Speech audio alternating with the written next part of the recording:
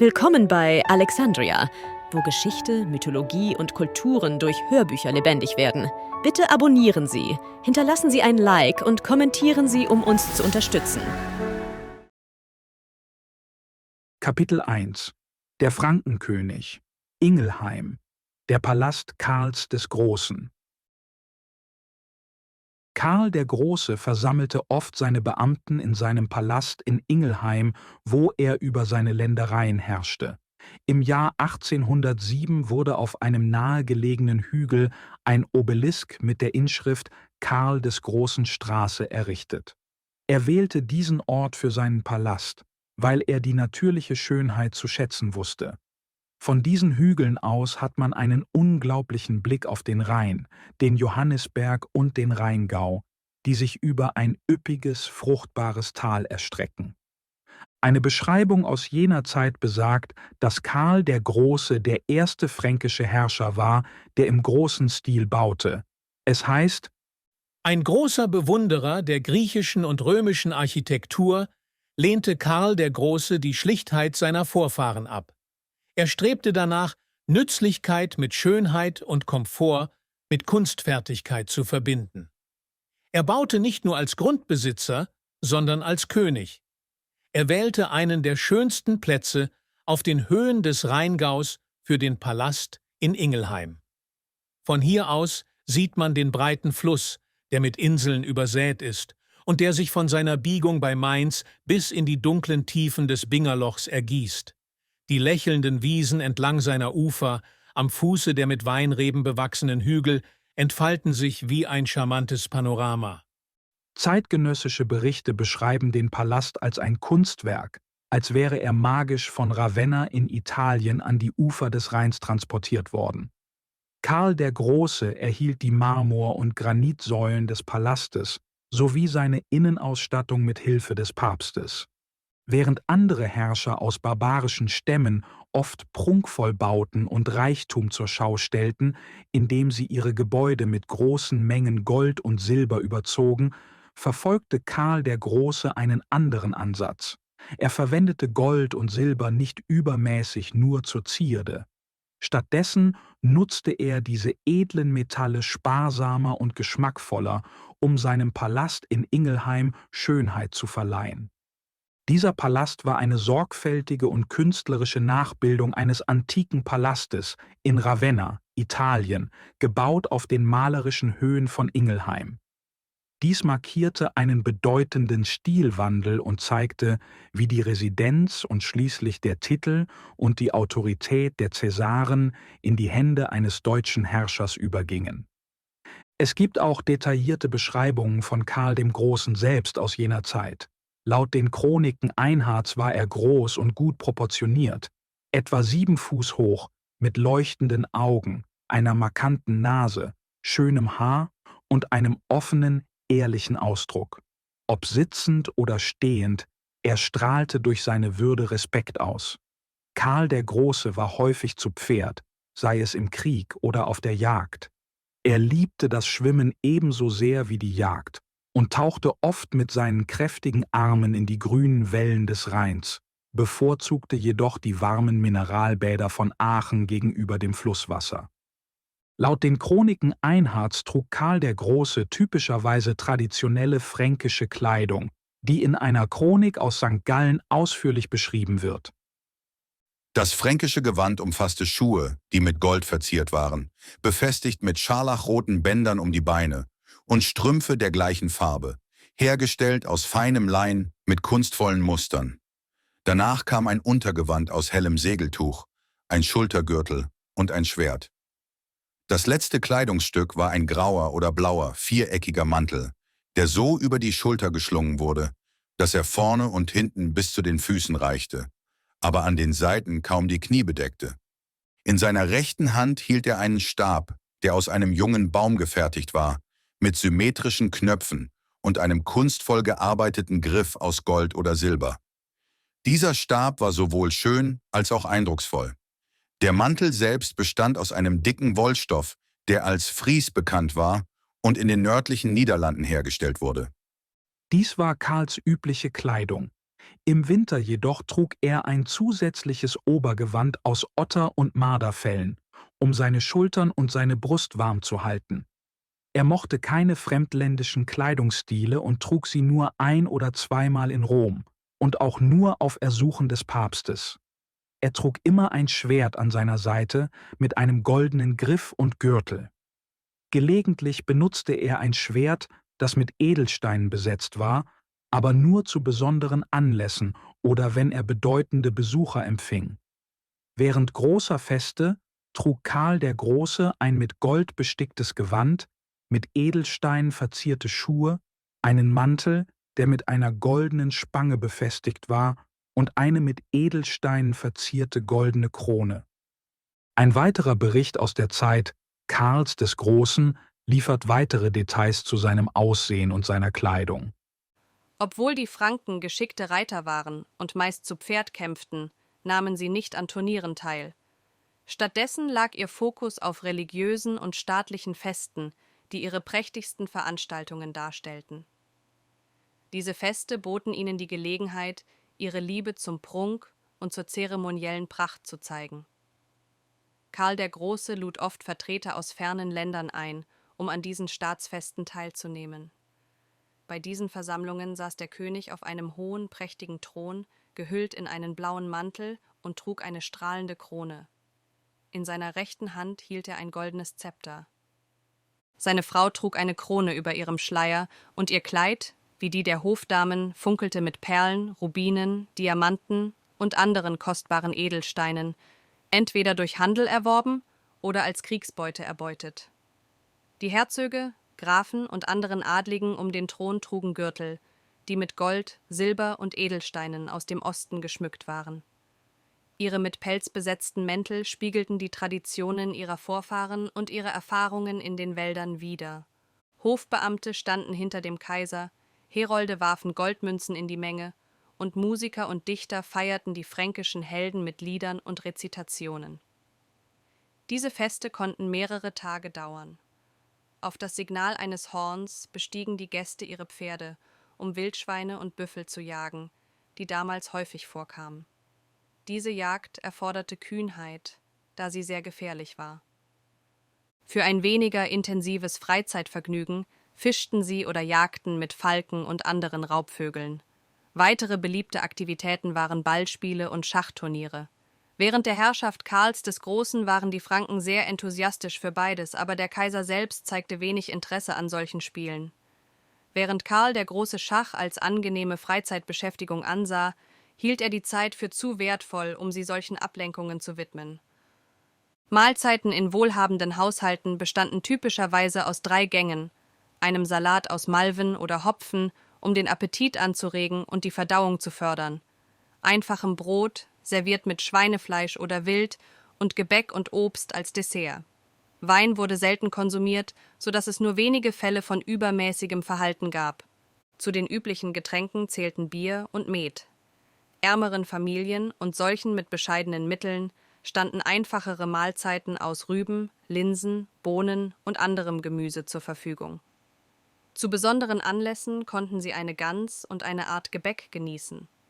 Unabhängig von Reichtum oder sozialem Status wurde dem Haar und den Bärten große Bedeutung beigemessen, die als Symbole von Stärke und Mut galten, Eigenschaften, die in jener Zeit sehr geschätzt wurden.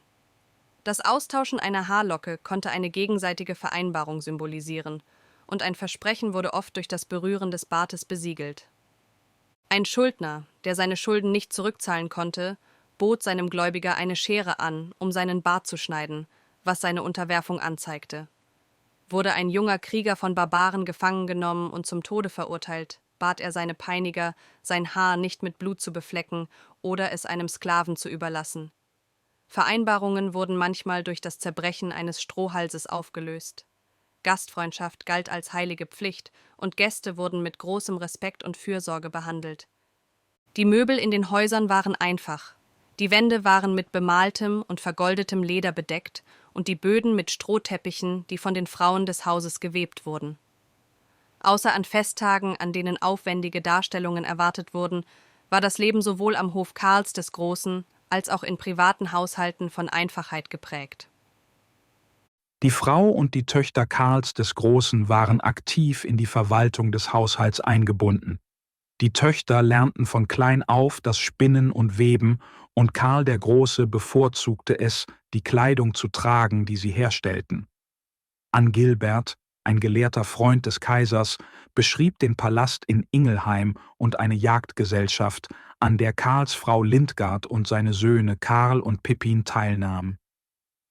Lindgard, die liebliche Frau des Kaisers, betrat den Hof mit einem großen Gefolge. Ihre Wangen waren so rosig wie die Blumen und ihr Haar glänzte wie ein purpurnes Gewand. Sie trug ein purpurnes Band auf ihrer Stirn. Schmuck funkelte an ihrem Hals und eine goldene Krone schimmerte auf ihrem Haupt. Als sie mit ihren Damen eintrat, wichen die Höflinge zur Seite, um ihr Platz zu machen. Mit königlicher Anmut bestieg sie ihr Pferd, umgeben von Adligen und ihren beiden Söhnen Karl und Pippin. Karl, der den Namen seines Vaters trägt, ähnelte ihm sehr in Aussehen, Statur und Geist. In voller Rüstung gekleidet war er ein tapferer und bewährter Krieger. Nach der Königin und den Prinzen zogen die Jäger durch die Tore, begleitet von den Klängen von Hunden und Hörnern. Als nächstes kamen die Prinzessinnen mit ihren Begleitern. Rotrud führte die Gruppe an, ihr Gesicht ruhig und ihre Haltung stolz. Ihr blondes Haar war mit einem purpurnen Band zurückgebunden und eine kleine goldene Krone ruhte auf ihrer Stirn. Bertha folgte, die ihrem Vater in Aussehen, Stimme und Temperament ähnelte. Ihr blondes Haar war mit goldenen Kordeln geflochten und mit einem Diadem gekrönt. Ein Marderpelz schmückte ihren Hals und Schmuck zierte die Nähte ihres eng anliegenden Umhangs. Dann kam Gisela, strahlend und schön, mit einem Schleier, der mit purpurnen Fäden gewebt war. Ihre Hände leuchteten wie Silber, ihre Brauen wie Gold, und ihre Augen funkelten wie die Sonne, während sie geschickt ihr temperamentvolles Pferd lenkte. Hinter ihr ritt Ruodheid auf einem graziös trabenden Pferd, das mit juwelenbesetzten Verzierungen an ihrem Haar, Hals und ihren Füßen geschmückt war und einem Seidenumhang, der mit goldenen Spangen befestigt war. Theodora folgte mit einem rosigen Teint und goldrotem Haar, eine Smaragdkette um den Hals und einen prächtigen Mantel tragend. Schließlich erschien Hiltrud. Sie schaute sich mit königlicher Würde um, bevor sie ihr Pferd in den Wald lenkte, der diesem eindrucksvollen Gefolge Abenteuer versprach. Aber wo war Karl der Große, der Herrscher des Haushalts und des Reiches, als die Jagdgesellschaft aufbrach? Beobachtete er die lebhafte Szene vom Palastbalkon aus, oder war er in seinem privaten Gemach und beschäftigte sich mit den ernsten Angelegenheiten, die das Schicksal seines Reiches bestimmen würden? Diese Angelegenheiten waren keineswegs unbedeutend. Karl der Große hatte nicht nur Macht und Ehre geerbt, sondern auch große Lasten, die immense Stärke erforderten, um sie zu bewältigen. Sein Leben war ein ständiger Kampf gegen Kräfte, die sein Reich bedrohten. Um seine Lage zu verstehen, müssen wir einen Blick zurück auf die Herausforderungen werfen, denen er gegenüberstand, als er König der Franken wurde. Indem wir die Geschichte des Reiches bis zu seiner Herrschaft betrachten, können wir besser nachvollziehen, was dieser große Führer bewältigen und erreichen musste. Kapitel 2: Von heidnischen Kriegern zu christlichen Königen. Der Aufstieg von Karl Martell. Mitte des 5. Jahrhunderts, etwa 300 Jahre vor Karl dem Großen, waren die Franken, die auf beiden Seiten des Rheins lebten, zu einem der mächtigsten germanischen Stämme geworden. Sie fielen von Norden in Gallien ein, eroberten Gebiete, die von den Alemannen und Burgundern kontrolliert wurden, und ließen sich fest in den östlichen und südöstlichen Regionen nieder. In der Zwischenzeit kontrollierten die Westgoten Südgallien. In dieser Zeit trat unter den Franken ein Anführer namens Chlodwig hervor. Chlodwig war bekannt für seine außerordentliche Tapferkeit, aber auch für seine Rücksichtslosigkeit und Prinzipienlosigkeit. Er herrschte über einen der fränkischen Stämme, während seine Verwandten die anderen führten. Die Franken führten ihre Abstammung auf Merowech zurück, von dem die regierende Merowinger-Dynastie ihren Namen erhielt. Trotz ihrer Verwandtschaft führten die fränkischen Anführer oft Krieg gegeneinander. Chlodwig gelang es schließlich, eine Art Autorität über alle Stämme zu etablieren und zwang seine Verwandten, ihm Soldaten zu stellen. Nachdem er dies erreicht hatte, arbeitete er daran, seine Macht zu festigen und die internen Konflikte unter den Franken zu beenden, um ihre vereinte Stärke für weitere Eroberungen in Gallien zu nutzen. Zu jener Zeit war ein kleiner Teil Galliens, der zwischen den Flüssen Seine und Loire lag, politisch unabhängig und unterstand der römischen Herrschaft. Diese Region wurde von einem römischen Patrizier namens Syagrius regiert. Chlodwig richtete seinen nächsten Feldzug gegen dieses Gebiet und provozierte Syagrius zu einem Krieg. Chlodwig besiegte ihn in der Schlacht und zwang Alarich II., den König der Westgoten, der Syagrius Zuflucht gewährt hatte, ihn auszuliefern. Syagrius wurde daraufhin im Gefängnis von Chlodwig erdrosselt. Anschließend wandte sich Chlodwig den Burgundern zu, die das südöstliche Gallien besetzten und von zwei Brüdern, Gundobald und Godegisel, regiert wurden. Beide Brüder wurden letztlich durch Chlodwigs Handlungen getötet. Nach ihrem Tod strebte Chlodwig an, ihre Nichte Clotilde zu heiraten. Ihr Onkel, der nun Anführer der Burgunder war zu eingeschüchtert, um Chlodwigs Antrag abzulehnen. Clotilde, die Christin war, wurde seine Frau und versuchte, ihn zum Christentum zu bekehren, doch Chlodwig war mehr daran interessiert, das Erbe ihrer Familie zu sichern, als an ihren religiösen Überzeugungen. Bevor er seine Pläne mit den Burgundern abschließen konnte, sah sich Chlodwig einer weiteren Herausforderung gegenüber. Der Alemannenstamm bedrohte seinen Verwandten Siegbert. Dies gab Chlodwig einen Grund, Krieg gegen sie zu führen. Eine entscheidende Schlacht fand bei Toul statt.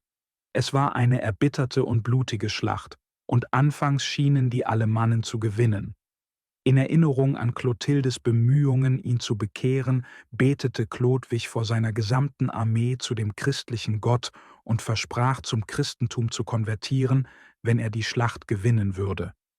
Danach sammelte er seine Kräfte und startete einen mächtigen Angriff auf die Alemannen, der sie überwältigte.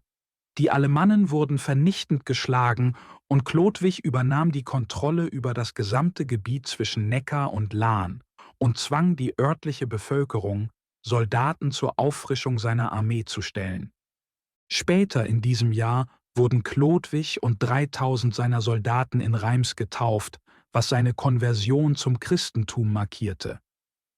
Zuvor waren einige germanische Anführer, die zum Christentum übergetreten waren, der arianischen Glaubensrichtung gefolgt, doch Chlodwig entschied sich für den Katholizismus.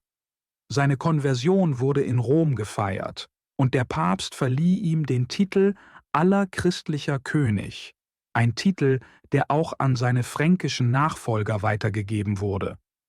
Später verbreitete der Klerus eine Geschichte, dass während Chlodwigs Taufe ein Wunder geschah. Laut dieser Erzählung war kein geweihtes Öl für die Zeremonie vorhanden. Als der Bischof ratlos vor dem Altar stand, erschien plötzlich eine weiße Taube, die ein Fläschchen Öl im Schnabel trug. Dies wurde als Zeichen gesehen, dass Chlodwigs Name im Himmel geschrieben stand und dass seine Konversion Gott und den Engeln gefallen hatte. Um die Skeptiker zu überzeugen, wurde das wundersame Fläschchen in der Kathedrale von Reims aufbewahrt, und es wurde gesagt, dass sein Inhalt niemals ausging, obwohl es bis zum Ende des letzten Jahrhunderts für jede Taufe und Krönung verwendet wurde. Die Geschichte seines wundersamen Ursprungs verbreitete sich und wird bis heute von einigen geglaubt. Trotz seiner Taufe, Salbung und päpstlichen Titel blieb Chlodwig hinterlistig, aggressiv und blutrünstig. Er wandte sich als nächstes gegen die Verwandten seiner Frau aus Burgund, unterwarf sie und zwang sie, ihm Tribut zu zahlen. Chlodwig kontrollierte nun den größten Teil Galliens, einschließlich des südlichen Teils, der zuvor den Westgoten gehört hatte. Ein Jahrhundert zuvor hatten die Westgoten unter der Führung von Ataulf Gebiete nördlich und südlich der Pyrenäen erobert, die Südgallien und Nordspanien umfassten. Chlodwig hatte keinen politischen Grund, gegen die Westgoten Krieg zu führen, also nutzte er einen religiösen Vorwand. Als allerchristlicher König versammelte Chlodwig die Bischöfe und weltlichen Führer und erklärte: Sollen wir den ketzerischen Westgoten erlauben, dieses schöne Land zu besetzen und unsere katholischen Brüder zu verfolgen? Erhebt euch im Namen unseres Glaubens und erobert sie. Chlodwig erklärte offen seine Loyalität zum katholischen Glauben, was in Rom erneute Feierlichkeiten auslöste, als bekannt wurde, dass er einen Kreuzzug gegen die Westgoten begonnen hatte. Er besiegte Alarich II. In einer Schlacht und tötete ihn eigenhändig. Jedoch wurde er daran gehindert, das gesamte westgotische Königreich zu erobern, da Theoderich der Große, Alarichs Schwiegervater, eingriff. Als Ergebnis musste sich Chlodwig damit begnügen, die Kontrolle über das Gebiet zwischen den Flüssen Loire und Garonne als Teil des Fränkischen Reiches zu übernehmen. Chlodwigs Herrschaft war durch ständige Ungerechtigkeit, Grausamkeit und Gewalt geprägt. Eine brutale Tat folgte der nächsten. Als nächstes versuchte er, die Ländereien seiner fränkischen Verwandten zu erobern. Siegbert, der an seiner Seite gegen die Alemannen gekämpft hatte, war durch eine Verletzung in der Schlacht von Toul verkrüppelt. Chlodwig schickte eine Botschaft an Siegbrechts Sohn und deutete an, dass sein Vater lange genug gelebt habe und sie Freunde werden könnten, wenn sein Vater nicht mehr im Weg stünde. Der Sohn, der moralisch verdorben war, ermordete seinen Vater und schickte Chlodwig eine Nachricht mit den Worten: Mein Vater lebt nicht mehr, schickt eure Männer, und sie können nehmen, was sie von meinen Schätzen benötigen. Chlodwig schickte seine Männer, jedoch mit einem anderen Auftrag. Als der junge Prinz sie in die Schatzkammer führte, töteten sie ihn dort. Chlodwig stellte sich dann als Rächer der fränkischen Häuptlinge dar, die von Siegbert getötet worden waren. Er rief die Oberhäupter der fränkischen Familien zusammen und überzeugte sie, seine Autorität anzuerkennen und seine Herrschaft zu akzeptieren. Als sich ein Verwandter als zu stur erwies, um sich zu unterwerfen, stachelte Chlodwig heimlich eine Rebellion gegen ihn an. Als der Mann von seinem Volk gefangen genommen und in Ketten vor Chlodwig gebracht wurde, verspottete Chlodwig ihn und sagte: Wie wagst du es, dich in einer so erbärmlichen Weise vor mir zu präsentieren? Gefesselt wie ein gewöhnlicher Krimineller? Dein Erscheinen in Ketten entehrt nicht nur dich, sondern wirft auch einen Schatten der Schande auf unsere gesamte edle Abstammung. Hast du keinen Respekt vor der Würde und dem Ruf unserer Familie? Deine Handlungen haben nichts als Schande über unseren stolzen Namen gebracht, und ich finde deinen Mangel an Rücksichtnahme auf unser Erbe völlig verwerflich. Mit diesen Worten erschlug er ihn mit einer Streitaxt. Auch den Bruder des Mannes tötete er, als dieser protestierte. Schließlich fielen alle seine Verwandten, die zögerten, Loyalität zu zeigen, seinem Zorn zum Opfer. Chlodwig wurde paranoid und fürchtete, dass einige Familienmitglieder übersehen worden sein könnten. Heuchlerisch beklagte er, dass er keinen Verwandten habe, dem er vertrauen könne. Er ordnete eine Suche an, aber es wurden keine Überlebenden gefunden. Nun hatte er uneingeschränkte Kontrolle über ein Königreich, das sich vom Mündungsgebiet des Rheins bis in die Schweiz im Süden, bis zum Atlantik im Westen und fast bis zu den Pyrenäen im Südwesten erstreckte. Er glaubte, er sei vor allen Feinden sicher, doch im 44. Jahr seines Lebens holte ihn der Tod. Sein Reich wurde unter seinen 4 Söhnen aufgeteilt, doch die folgenden 2 Jahrhunderte waren von ständigen Konflikten zwischen ihnen und ihren Nachkommen geprägt. Verrat, Mord und Vergiftung waren übliche Taktiken, die von den männlichen Mitgliedern der königlichen Familie eingesetzt wurden, um ihre Ziele zu erreichen. In der Zwischenzeit trieben Eifersucht, Neid und Rache ihre Frauen dazu, schreckliche Verbrechen zu begehen.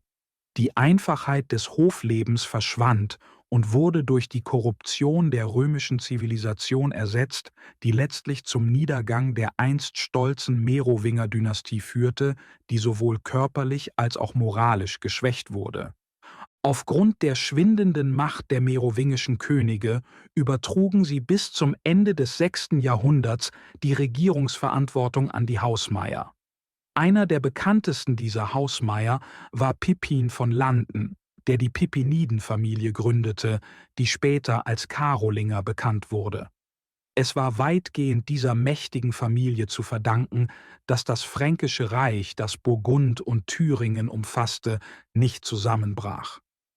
Später stieg ein weiteres Mitglied dieser Familie, Pippin von Herstal, als führender Anführer auf.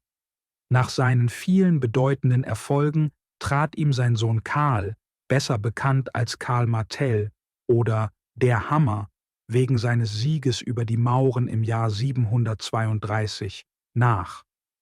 Karl Martell wird zugeschrieben, sowohl das Fränkische Reich als auch die christliche Welt in Deutschland vor einer großen Bedrohung gerettet zu haben, indem er die Mauren besiegte, die 711 die Westgoten in Spanien gestürzt und dort ihre Herrschaft errichtet hatten. Karl Martells Nachfolger war ein weiterer Pippin, bekannt als Pippin der Kleine aufgrund seiner geringen Körpergröße. Pippin der Kleine war ein mächtiger Herrscher, besonders gegenüber Feinden wie den Sachsen. Die Franken und Sachsen hatten eine lange Geschichte der Feindschaft, die von zahlreichen erbitterten Schlachten geprägt war.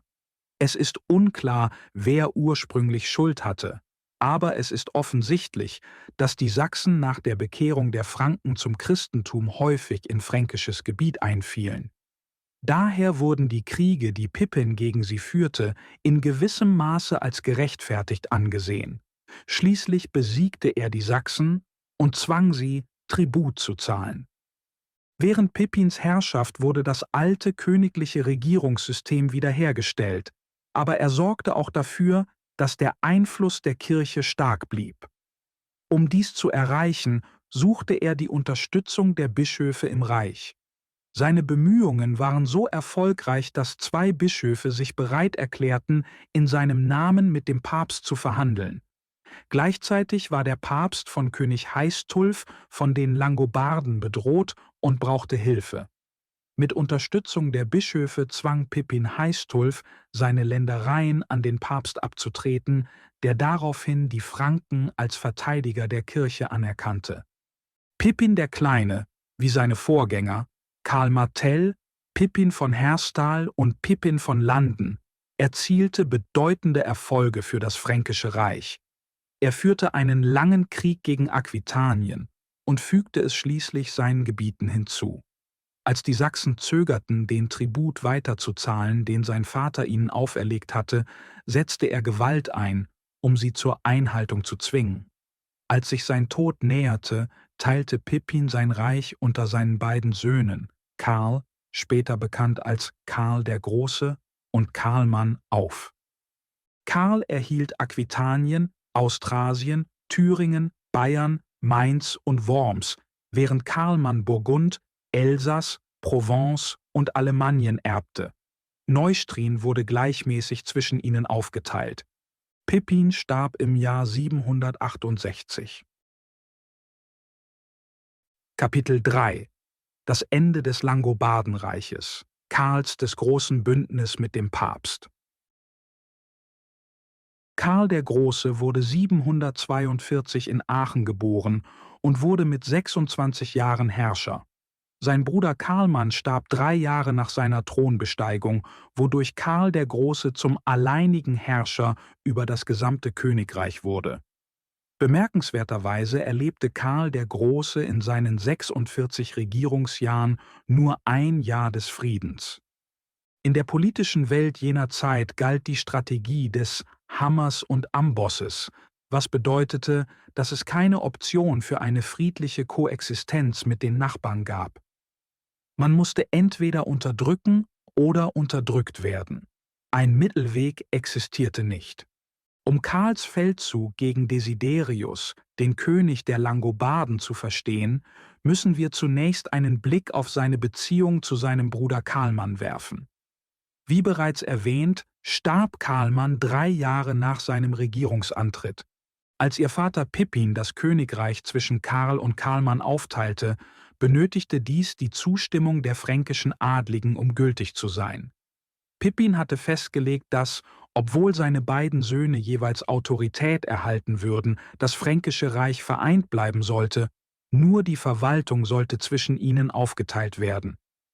Die Brüder respektierten Pippins Wünsche und es wurden Anstrengungen unternommen, das Reich geeint zu halten. Doch bald nach der Machtergreifung stellte ein Ereignis ihre Entschlossenheit auf die Probe. Wolf, der Anführer des südwestlichen fränkischen Herzogtums, initiierte eine Rebellion, in dem Glauben, er könne das erreichen, was sein Vorgänger Weisa nicht geschafft hatte, als Pippin noch lebte. Karl bereitete sich schnell darauf vor, die Rebellion zu unterdrücken und forderte Karlmann auf, ihm zu helfen. Karlmann weigerte sich, was Karl dazu zwang, allein zu handeln. Doch er zerschlug den Aufstand rasch.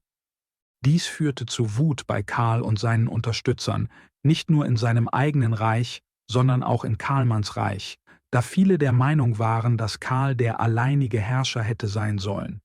Karlmanns Weigerung wurde als Verrat an seinem Bruder und am Vereinten Reich gesehen. Viele glaubten, dass nur Karls Stärke die negativen Folgen von Karlmanns Handlungen verhindern konnte. Einige von Karls wichtigsten Kriegern hatten sogar dafür plädiert, ohne auf Karlmanns Unterstützung zu warten, gegen Wolf zu marschieren. Dank ihrer Mutter Bertha, einer angesehenen königlichen Witwe, die in späteren Legenden liebevoll als die Schwanenjungfrau bekannt wurde, konnte ein Bürgerkrieg zwischen den Brüdern vermieden werden. Karl hatte eine tiefe Zuneigung zu seiner Mutter, und sie war entschlossen, ihn mit Karlmann zu versöhnen. Es gelang ihr, die Spannungen zwischen ihnen zu lindern, doch kurz darauf starb Karlmann.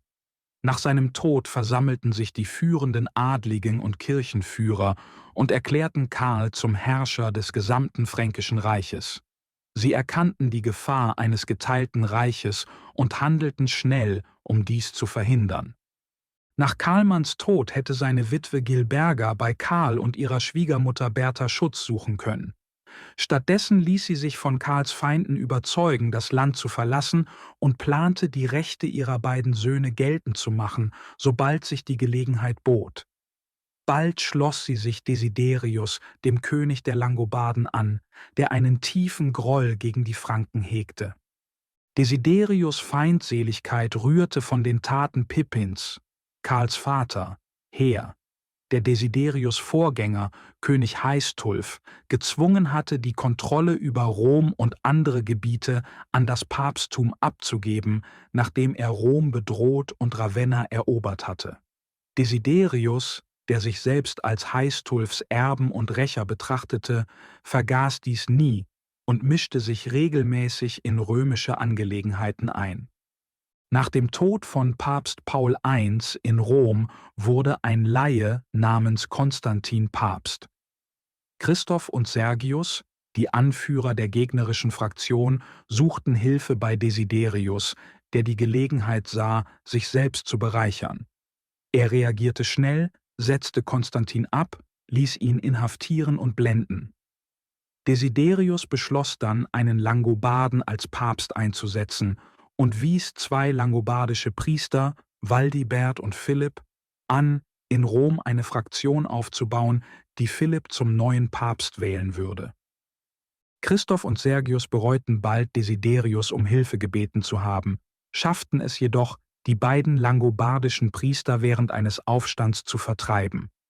Philipp und sein Assistent flohen in eine Kirche und suchten Asyl, doch ihre Feinde respektierten dies nicht. Philipp wurde in ein Kloster eingesperrt und Waldibert, der sich an ein Bildnis der Jungfrau Maria klammerte, wurde gewaltsam entfernt und geblendet. Christoph und Sergius gelang es, einen Römer zum Papst zu wählen, der den Namen Stephan III annahm. Als Stephan jedoch nicht nach ihren Vorstellungen regierte, beschlossen sie, ihn mit Gewalt zu entfernen. Aus Angst um seine Sicherheit wandte sich Stephan an Desiderius, der erneut eine Gelegenheit sah, seine Interessen zu verfolgen. Desiderius bot Stephan seine Unterstützung an, und der Papst schrieb Briefe an Karl und seine Mutter, in denen er Desiderius' Handlungen in Rom lobte. Desiderius griff dann Christoph und Sergius an, die eine beträchtliche Streitmacht gesammelt hatten, besiegte sie, nahm sie gefangen und ließ sie blenden. Papst Stephan III. Fand sich nun Desiderius' Gnade ausgeliefert, der ihn unerbittlich unter Druck setzte, die Gebiete abzutreten, die Pippin zuvor der Kirche zurückgegeben hatte. Dies verstärkte Karls Groll gegen Desiderius. Karl war bereit einzugreifen, sobald Stephan um Hilfe bat. Doch seine Pläne wurden durch einen unerwarteten Zug durchkreuzt, den er nicht ignorieren konnte.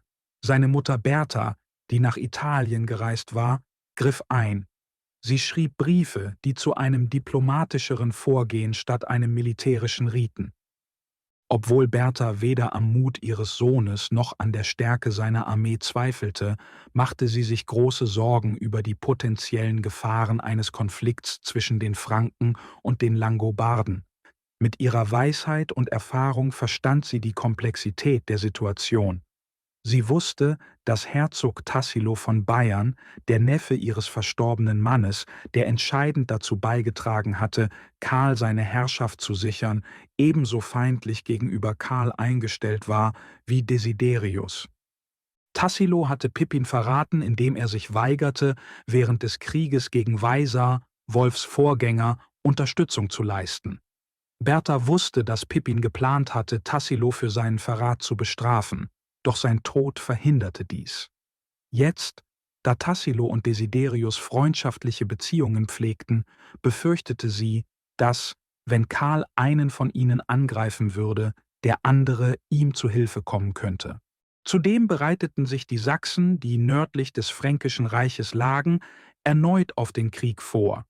Bertha befürchtete außerdem, dass das westfränkische Herzogtum in Rebellion geraten könnte, wenn ein Konflikt ausbrach.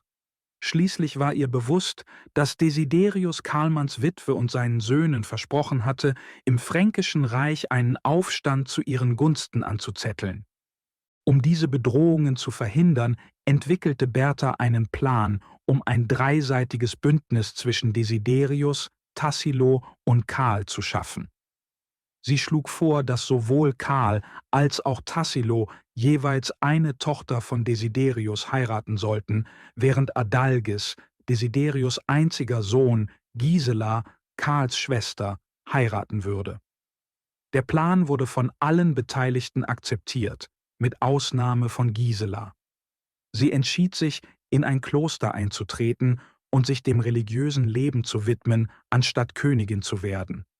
Heute wird sie in der katholischen Kirche unter dem Namen Itisberg verehrt. Die Tochter von Desiderius, die Bertha als Braut für Karl auswählte, hieß Desiderata. Sie wurde als Prinzessin mit einem schönen Gesicht und einer würdevollen Erscheinung beschrieben. Bertha stellte Desiderata Karl vor, der sich kürzlich von seiner ersten Frau, der Tochter eines fränkischen Adligen, getrennt hatte.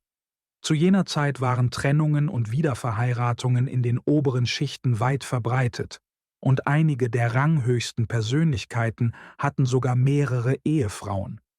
Bertha arrangierte die Ehe im Geheimen, und der Papst erfuhr erst davon, als Desiderata bereits im Fränkischen Reich eingetroffen war.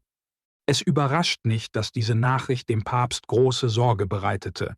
Er verstand sehr wohl, dass Karl, wenn er Desiderata heiratete und damit Schwiegersohn von Desiderius würde, vermutlich die Unterstützung für die Kontrolle der Kirche über die Gebiete einstellen würde, die Pippin den Langobarden abgenommen und Rom übergeben hatte. Der Papst schickte Karl einen dringenden Brief, in dem er ihn bat, die Ehe aufzulösen. Er ging sogar so weit, die Langobarden, die unter den Römern lebten, als kaum besser als Aas und Nachkommen von Aussätzigen zu bezeichnen. Er schloss mit einer ernsten Warnung. Wir senden euch diesen Appell vom Grab des heiligen Petrus mit unseren Tränen. Solltet ihr, obwohl wir uns das nicht vorstellen können, die Autorität unseres Meisters Petrus missachten, werdet ihr exkommuniziert. Ihr werdet aus dem Reich Gottes verbannt und ewig dazu verdammt, mit dem Teufel und den Bösen in den ewigen Feuern der Hölle zu sein. Als Karl diesen Brief erhielt, waren die Hochzeitsfeierlichkeiten bereits vorbei und die Warnung des Papstes kam zu spät. Ob dieser Brief Berthas Pläne geändert hätte, ist ungewiss, aber er verstärkte Karls anfängliche Abneigung gegenüber Desiderata. Kurz darauf fand Karl ihre Anwesenheit so unerträglich, dass er sie zu ihrem Vater Desiderius zurückschickte. Diese Entscheidung untergrub alle Bemühungen seiner Mutter, durch dieses Heiratsbündnis Frieden zu schaffen. Desiderius war wütend auf Karl und den Papst und gab dem Papst die meiste Schuld für die Beleidigung seiner Tochter. In seiner Wut forderte er den Papst auf, Karlmanns Sohn zum König der Franken zu krönen, um dies als Mittel zu nutzen, um im Fränkischen Reich einen Aufstand zugunsten des Jungen anzuzetteln. Der Zeitpunkt schien perfekt, da Karl gerade in einen Krieg mit den Sachsen verwickelt war. Während der Papst zögerte und kurz bevor Desiderius Gewalt anwenden wollte, starb Papst Stephan und Hadrian wurde sein Nachfolger. Papst Hadrian weigerte sich, Karlmanns Sohn zum König zu krönen, trotz Desiderius' Versuchen, ihn mit Schmeicheleien und Drohungen zu überzeugen. Als Reaktion darauf begann Desiderius, päpstliche Gebiete anzugreifen und marschierte auf Rom zu. Mit allen Landwegen, die von Desiderius blockiert waren, schickte Hadrian Boten auf dem Seeweg nach Marseille und dann nach Diedenhofen, wo sich Karls Hof zu dieser Zeit befand. In seinem Brief informierte Hadrian Karl über Desiderius' Forderungen und aggressive Handlungen und flehte ihn an, ihn nicht in Desiderius' Hände fallen zu lassen. Kurz nachdem Karl Hadrians Bitte erhalten hatte, erreichte ihn ein Brief von Desiderius. Um Zeit für seine Pläne gegen Rom zu gewinnen, behauptete Desiderius fälschlicherweise, er habe alle Gebiete an den Papst zurückgegeben, die rechtmäßig dessen Eigentum seien. Karl ließ sich nicht täuschen. Er wusste, dass Desiderius' Unterstützung für Karlmanns Sohn ein klares Zeichen der Feindseligkeit ihm gegenüber war. Karl beschloss, sofort gegen die Langobarden Krieg zu führen, und die Kampagne begann im Herbst 773. Karl sammelte seine Truppen in Genf. Die fränkischen Soldaten waren anders ausgerüstet als in der Vergangenheit. Sie trugen nun den längeren römischen Speer und größere Schilde, die besseren Schutz boten als die traditionellen runden fränkischen Schilde. Anstelle der alten Lederkopfbedeckungen trugen sie bronzene Helme mit Visieren. Ihre Körper wurden von Kettenhemden geschützt. Viele Soldaten trugen auch schwere Keulen anstelle langer Schwerter. Diese Keulen waren aus verknoteter Eiche und mit Eisen verstärkt, einige waren vollständig aus Metall gefertigt und somit beeindruckende Waffen. Auf den Rat der fränkischen Feinde Karls hin, die am Hofe Desiderius willkommen geheißen worden waren, blockierten und bewachten die Langobarden die Alpenpässe, die nach Lombardei führten. Desiderius war sich sicher, dass dies ausreichen würde, um Karl aufzuhalten. Sein Selbstvertrauen wuchs noch mehr, als Karl, aus Rücksicht auf Desiderius' natürliche Wut über die Demütigung seiner Tochter, noch einmal versuchte, Frieden zu schließen. Karl bat Desiderius, Pippins frühere Entscheidung zu akzeptieren, der Kirche Land zu gewähren und davon abzusehen, seine Herrschaft anzugreifen. Doch Desiderius missinterpretierte diese Geste als ein Zeichen dafür, dass Karl glaubte, eine Invasion Italiens sei unmöglich.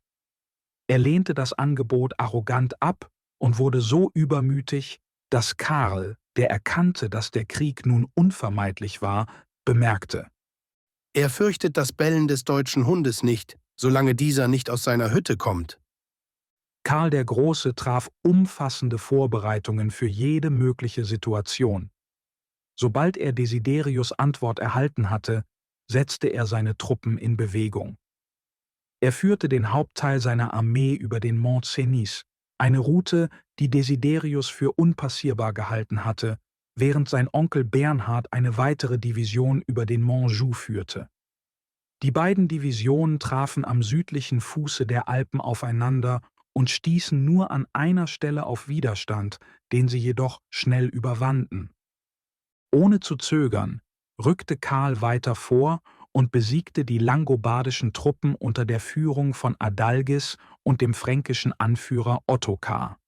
Anschließend zog er weiter, um Pavia zu belagern, wohin Ottokar geflohen war, um sich Desiderius anzuschließen.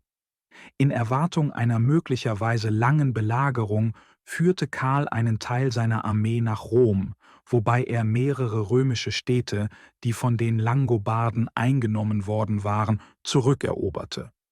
Während Karls siegreicher Vormarsch fortschritt, herrschte in Rom große Freude und unter den Langobarden tiefe Angst. Die Römer bereiteten sich eifrig darauf vor, ihren Retter zu empfangen. Der Historiker Osanam beschreibt die Szene: Am Ostersamstag erreichte Karl der Große die Tore Roms. Der Klerus, der Kreuze trug, die Senatoren und Magistrate mit wehenden Bannern und Kinder, die Palmzweige trugen und Hymnen sangen, gingen hinaus, um ihn zu begrüßen.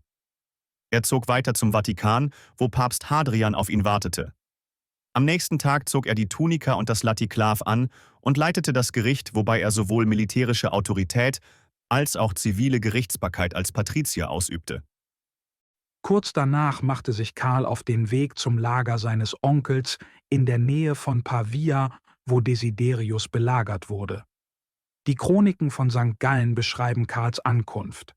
Von einem hohen Turm aus beobachteten Desiderius und Ottokar, wie sich Karls Armee aus der Ferne näherte.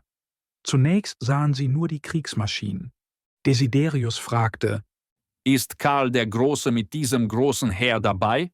Ottokar antwortete, dass er es nicht sei. Doch als Desiderius eine große Streitmacht von Kriegern folgen sah, sagte er: Sicherlich muss Karl der Große unter dieser riesigen Schar von Kriegern sein. Ottokar entgegnete: Nein, das dürfte er nicht sein. Was gibt es da zu befürchten? Hast du dein Vertrauen verloren?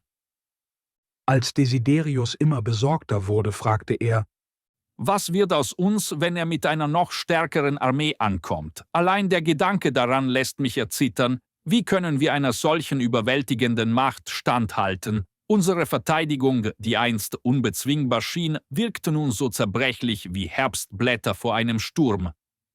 Vielleicht sollten wir Verhandlungen in Erwägung ziehen, bevor es zu spät ist, um der völligen Vernichtung durch diesen scheinbar unbesiegbaren Feind zu entgehen.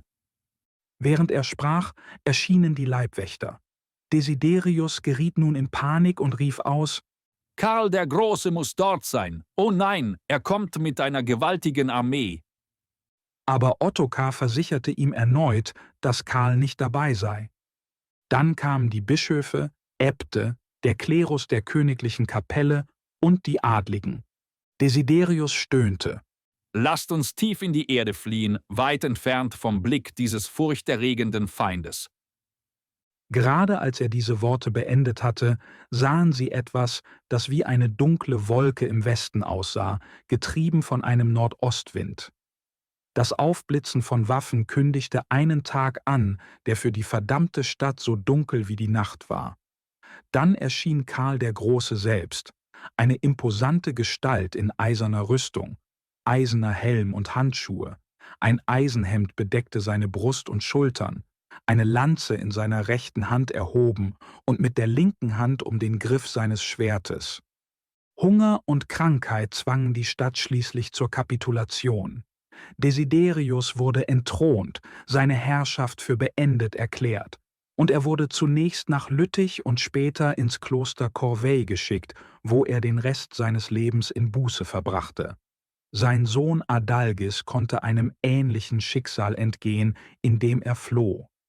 Nach der Kapitulation der Stadt krönte der Erzbischof von Mailand Karl der Große mit der eisernen Krone, die nach Überlieferung einen Nagel vom Kreuz Christi enthielt, der von Kaiserin Helena aus Jerusalem gebracht und unter den Juwelen der Krone platziert worden war.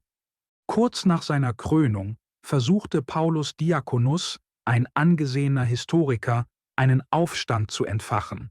Er wurde verhaftet, vor ein Militärgericht gestellt und zum unehrenhaften Tod verurteilt. Doch Karl der Große entschied sich, die Hinrichtung nicht durchzuführen. Aus Bewunderung für Paulus' Patriotismus gewährte Karl ihm stattdessen die Freiheit. Anschließend führte er eine neue Verfassung und Gesetze für die Langobarden ein. Nachdem die Angelegenheiten ihres Königreichs geregelt waren, erhielt Karl die Nachricht von einem sächsischen Aufstand.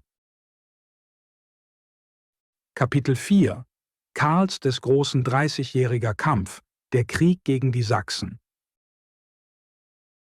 Nun wenden wir uns Karls längstem und schwierigstem Konflikt zu, dem Krieg gegen die Sachsen, der vor seinem Feldzug gegen Desiderius begann und 33 Jahre andauerte. Zwischen den Franken und den Sachsen herrschte seit langem eine tiefe Feindseligkeit. Die Sachsen waren zuvor von Karls Vorgängern unterworfen und gezwungen worden, Tribut zu zahlen. Sachsen erstreckte sich auf beiden Seiten der Weser, reichte im Westen bis zum Niederrhein, im Südwesten bis zu den Harzbergen und dem Fluss Unstrut und im Norden bis zum Meer, abgesehen von dem Gebiet, das von den Friesen besetzt war. Sachsen war die Heimat von 4 Gruppen: den Westfalen, die zwischen der Weser und dem Issel lebten, den Ostfalen am rechten Ufer der Weser bis zur Elbe, den Engern, die zwischen diesen beiden Gruppen lebten, und den Nordmännern oder Nordalbingern, die auf beiden Seiten der Elbe lebten. Der Begriff Fahlen oder Fahlen bedeutet große Ebene, und der Name Westfalen wird noch heute verwendet. Die Sachsen waren in Bezug auf Zivilisation nicht sehr fortgeschritten. Ihr Hass auf die germanischen Völker, die durch die Bemühungen von Bonifatius und anderen Missionaren zum Christentum übergetreten waren, führte dazu, dass sie die Verbindungen zu ihren ehemaligen Verbündeten abbrachen. Sie verehrten weiterhin Odin und andere heidnische Götter in ihren Wäldern, wie sie es in der Antike getan hatten. Karls Feldzug gegen die Sachsen war nicht nur aus religiösen Gründen motiviert, sondern auch durch die Notwendigkeit, einen gefährlichen Nachbarn zu neutralisieren, bevor er seine Aufmerksamkeit auf Italien richten konnte, um Desiderius zu erobern. Er fiel in Sachsen ein und eroberte Eresburg, in dessen Nähe die Irminsul stand, ein heiliges Götzenbild, das von den Sachsen verehrt wurde. Die Bedeutung der Irminsul ist noch umstritten. Einige glauben, sie symbolisierte den Weltenbaum Yggdrasil, dessen Stamm in der Unterwelt verwurzelt war und dessen Äste bis nach Walhall, dem Palast Odins, reichten. Andere meinen, es sei ein Denkmal für Arminius, der Deutschland von der römischen Herrschaft befreit hatte. Die Franken zerstörten die Irminsul und die Sachsen baten schließlich um Frieden, den Karl gewährte, nachdem sie 12 Geiseln gestellt hatten. Er zog dann mit seiner Armee ab. Nach diesem ersten Sieg über die Sachsen startete Karl seinen Feldzug gegen Desiderius. Doch kurz nachdem er den Langobardenkönig abgesetzt hatte, erhielt er die Nachricht, dass die Sachsen, die ihr Versprechen gebrochen hatten, friedlich zu bleiben, in Hessen eingefallen waren und das Land verwüsteten. Karl kehrte schnell zurück und stellte sie mit solcher Wucht, dass sie erneut leicht besiegt wurden. Sie ergaben sich erneut, stellten Geiseln und wurden begnadigt. Doch Karl erlebte nicht lange Frieden. Ein Aufstand unter der Führung von Adalgis, dem Sohn von Desiderius, der zuvor entkommen war, brach in Italien aus. Adalgis suchte Hilfe beim griechischen Kaiser und verbündete sich mit seinem Schwager Arigis, dem Herzog von Benevent, der die verstoßene Desiderata geheiratet hatte. Dieses Bündnis brachte auch die Unterstützung anderer italienischer Adliger, denen erlaubt worden war, ihre Ländereien unter der Bedingung der Loyalität zu behalten. Die Ankunft von Adalgis mit griechischen Verstärkungen löste den Aufstand aus. Als der Papst von Adalgis' Plänen erfuhr, eilte Karl zurück nach Italien. Nur ein Adliger, Herzog Rotgund von Friaul, ergriff die Waffen. Er wurde schnell besiegt, gefangen genommen und gezwungen, den Rest seines Lebens in Buße zu verbringen.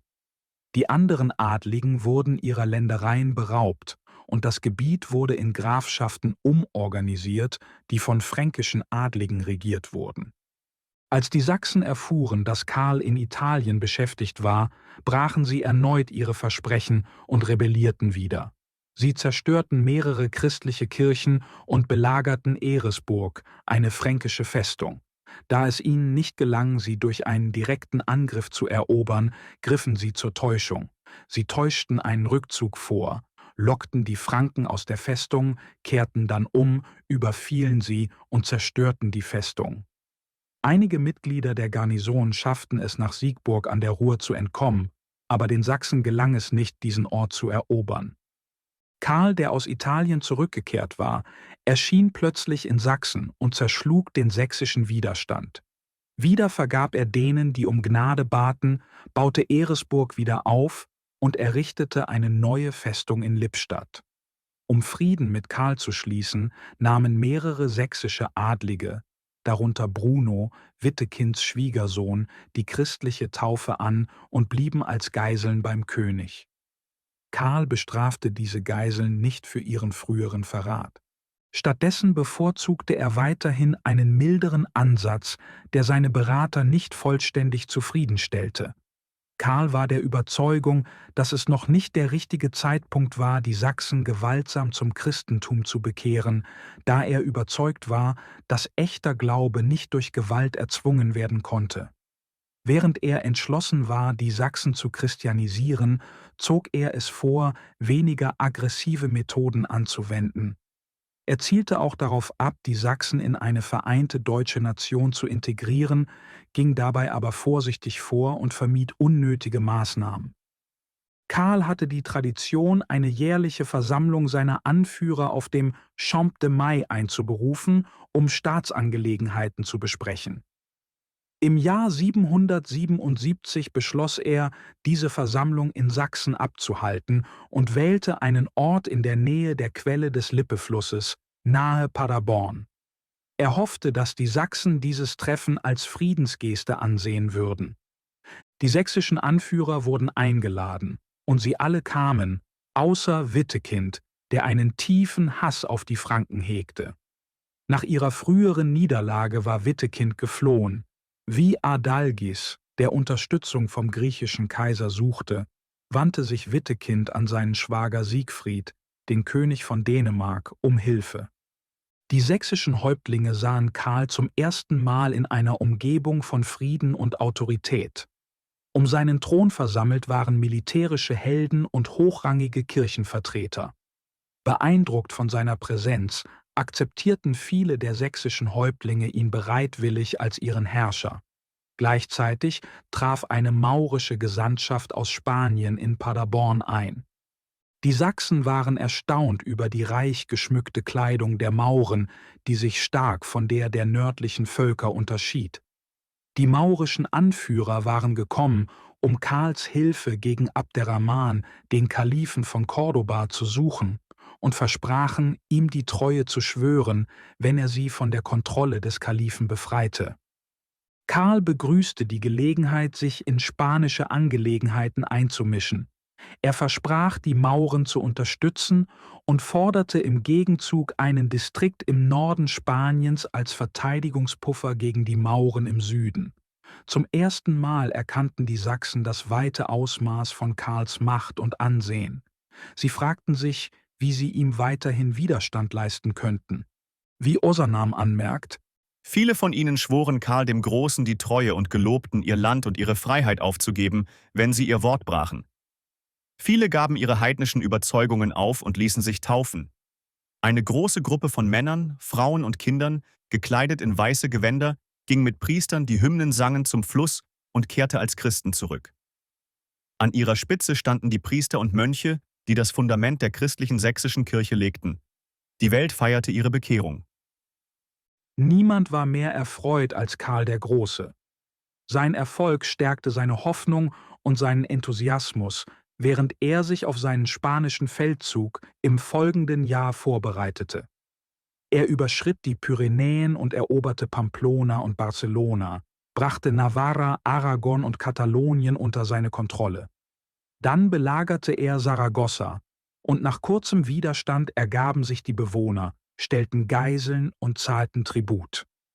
Karl der Große etablierte Nordostspanien bis zum Fluss Ebro als Grenze des Fränkischen Reiches in Spanien und schuf damit eine Pufferzone gegen die Mauren, um weitere Invasionen zu verhindern und die christliche Welt zu schützen, so wie es sein Großvater getan hatte. Doch beunruhigende Nachrichten von zu Hause zwangen Karl der Große, Spanien zu verlassen. Beim Überqueren der Pyrenäen erlitt ein Teil seiner Armee eine schwere Katastrophe. Die Nachhut unter der Führung von Roland wurde in einem engen Tal bei Roncesvalles von den Basken überfallen und vollständig vernichtet. Die fränkischen Truppen konnten keinen Widerstand leisten, da der Feind eine starke Position auf den Höhen einnahm, von wo aus sie massive Felsbrocken hinabrollten und Pfeile und Speere regnen ließen. Der heldenhafte Roland und seine tapferen Gefährten, der Paladin Anselm und der Seneschall Eckhard, wurden getötet und später in Liedern und Legenden unsterblich gemacht.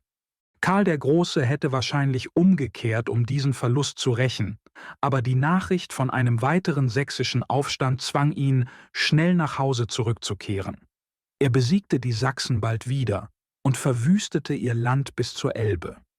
Wie üblich floh Wittekind, und die Sachsen schworen erneut Treue und stellten Geiseln, um ihre Loyalität zu sichern. Karl der Große verstand, dass die tief verwurzelte Feindseligkeit der Sachsen in ihren heidnischen Überzeugungen lag. Er entschied sich, diese Überzeugungen mit Gewalt zu beseitigen. Sein Plan war, nur die Sachsen zu begnadigen, die sich taufen ließen und loyal zum Christentum standen. Jeder, der an heidnischen Praktiken teilnahm, sollte zum Tode verurteilt werden. Auch wenn es zweifellos falsch ist, die Überzeugungen der Menschen mit Gewalt zu ändern, sah Karl dies als die einzige Möglichkeit, die ständigen Aufstände zu verhindern. Er glaubte auch, dass es auf lange Sicht von Vorteil wäre, da die jüngere Generation nach dem Verlassen ihrer alten Religion möglicherweise loyaler werden könnte. Karl der Große war entschlossen, nicht nur das Christentum zu verbreiten, sondern auch fränkische Gesetze durchzusetzen. Er teilte Sachsen in Distrikte auf, die jeweils von einem fränkischen Anführer verwaltet wurden. Er war der Meinung, dass strenge Maßnahmen notwendig waren, um ein Volk zu kontrollieren, das wiederholt seine Verpflichtungen gebrochen hatte. Diese Vorgehensweise führte jedoch zu heftigen Gegenreaktionen. Unter der Führung von Wittekind und seinem Bruder Albion zerstörten die Sachsen fast vollständig eine Abteilung der fränkischen Armee und töteten 4 Fürsten und 20 prominente Adlige. Karl der Große war von Trauer überwältigt, aber seine Wut auf die Sachsen war noch größer. Seine Geduld war zu Ende. Er entschied, dass Gerechtigkeit im Umgang mit denen, die er als Mörder und Verräter betrachtete, unerbittlich sein musste. Er glaubte, dass, wenn er sie nicht hart bestrafen würde, dies die Sachsen nur ermutigen würde, weitere Gräueltaten zu begehen. Um dies zu verhindern, beschloss er, eine so schwere Strafe zu verhängen, dass sie die Sachsen davon abhalten würde, erneut zu rebellieren und diejenigen schützen würde, die gefährdet wären, wenn die Schuldigen nicht bestraft würden. Karl der Große glaubte, dass ein Richter, der einen Mörder freispricht, ebenso schuldig ist, wenn dieser Mörder erneut tötet. Er zerschlug den Aufstand schnell, und als die Sachsen, wie üblich, um Gnade baten und Wittekind die Schuld gaben, der erneut geflohen war, forderte er, dass die Schuldigen ausgeliefert würden. Sie wurden von einem Militärgericht verurteilt und hingerichtet, 4500 an einem einzigen Tag. Dieses Ereignis ist als das Massaker von Werden bekannt, eine düstere und erschreckende Tat. Kapitel 5 Die Eroberung des Ostens, Karls des großen Expansion und die Geburt Österreichs. Trotz ihrer zahlreichen Niederlagen und des Massakers von Werden waren die Sachsen noch nicht vollständig unterworfen. Empört über das Massaker entfachten Wittekind und die anderen sächsischen Anführer einen weiteren Aufstand und führten einen Rachefeldzug. Infolgedessen sah sich Karl der Große gezwungen, noch härtere Maßnahmen zu ergreifen. 2 heftige Schlachten folgten. Eine bei Detmold, die ergebnislos endete, und eine weitere in Hessen zwischen den Flüssen Ems und Weser, wo die Sachsen, die mit außergewöhnlichem Mut kämpften, entscheidend besiegt wurden. Nach diesem Sieg siedelte Karl der Große 10.000 Sachsen zusammen mit ihren Frauen und Kindern nach Brabant und Flandern um und übergab ihre ehemaligen Ländereien an fränkische Siedler. Entschlossen, den sächsischen Widerstand endgültig zu brechen, entschied Karl, einen offensiven Feldzug zu starten. Bis zu diesem Zeitpunkt hatten die Sachsen immer die Konflikte begonnen. Doch im Jahr 784 marschierte Karl in Sachsen ein und drang bis zur Elbe vor. Dort erfuhr er, dass Wittekind und Albion sich auf der gegenüberliegenden Seite befanden und bereit waren zu verhandeln. Karl schickte Boten und bot ihnen sicheres Geleit an, falls sie ihn treffen wollten. Wittekind antwortete, dass sie bereit seien, die Treue zu schwören und sich taufen zu lassen, und ein Treffen wurde auf Karls Burg in Attigny arrangiert. Als Wittekind und Albion ankamen, wurden sie von Karl dem Großen mit solcher Freundlichkeit empfangen, dass es die schwere Entscheidung, die sie hatten treffen müssen, erleichterte. Die Versöhnung zwischen Karl und Wittekind bewies, dass Karls Vorgehen gegenüber den Sachsen gerechtfertigt war. In der Gegenwart des großen Königs stehend, war Wittekind tief bewegt von Karls Majestät und Großmut und verstand, dass er in Karls Position genauso gehandelt hätte. Nach diesem Treffen in Attigny schienen diejenigen, die Karl kritisiert hatten, kleinlich und unfähig zu sein, über seine militärischen Aktionen hinaus die Größe seines Charakters zu erkennen. Wittekind und Albion schworen Karl der Große die Treue im Namen ihrer selbst und ihres Volkes und ließen sich taufen, zusammen mit vielen anderen Sachsen. Geva, Wittekinds Frau, die ihn begleitet hatte, ließ sich ebenfalls taufen. Karl betrachtete den Tag in Attigny als einen der glücklichsten seines Lebens.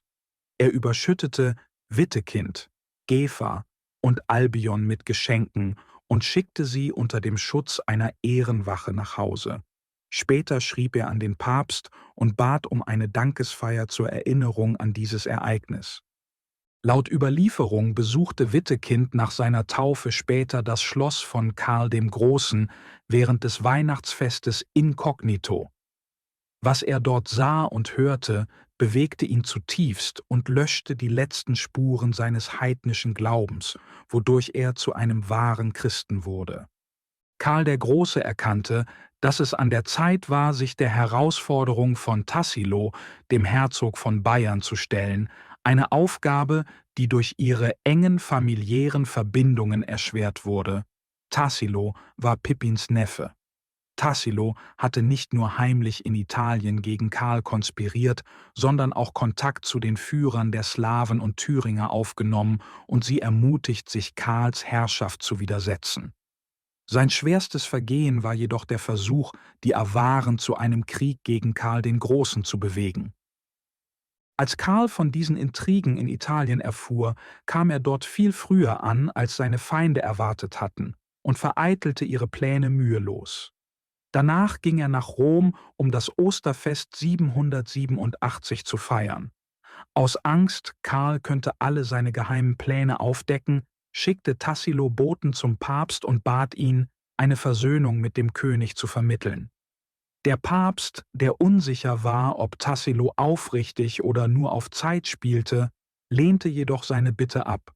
Er warnte Tassilo, dass er exkommuniziert werde, falls er seine feierlichen Versprechen breche oder versuche, ihnen zu entgehen.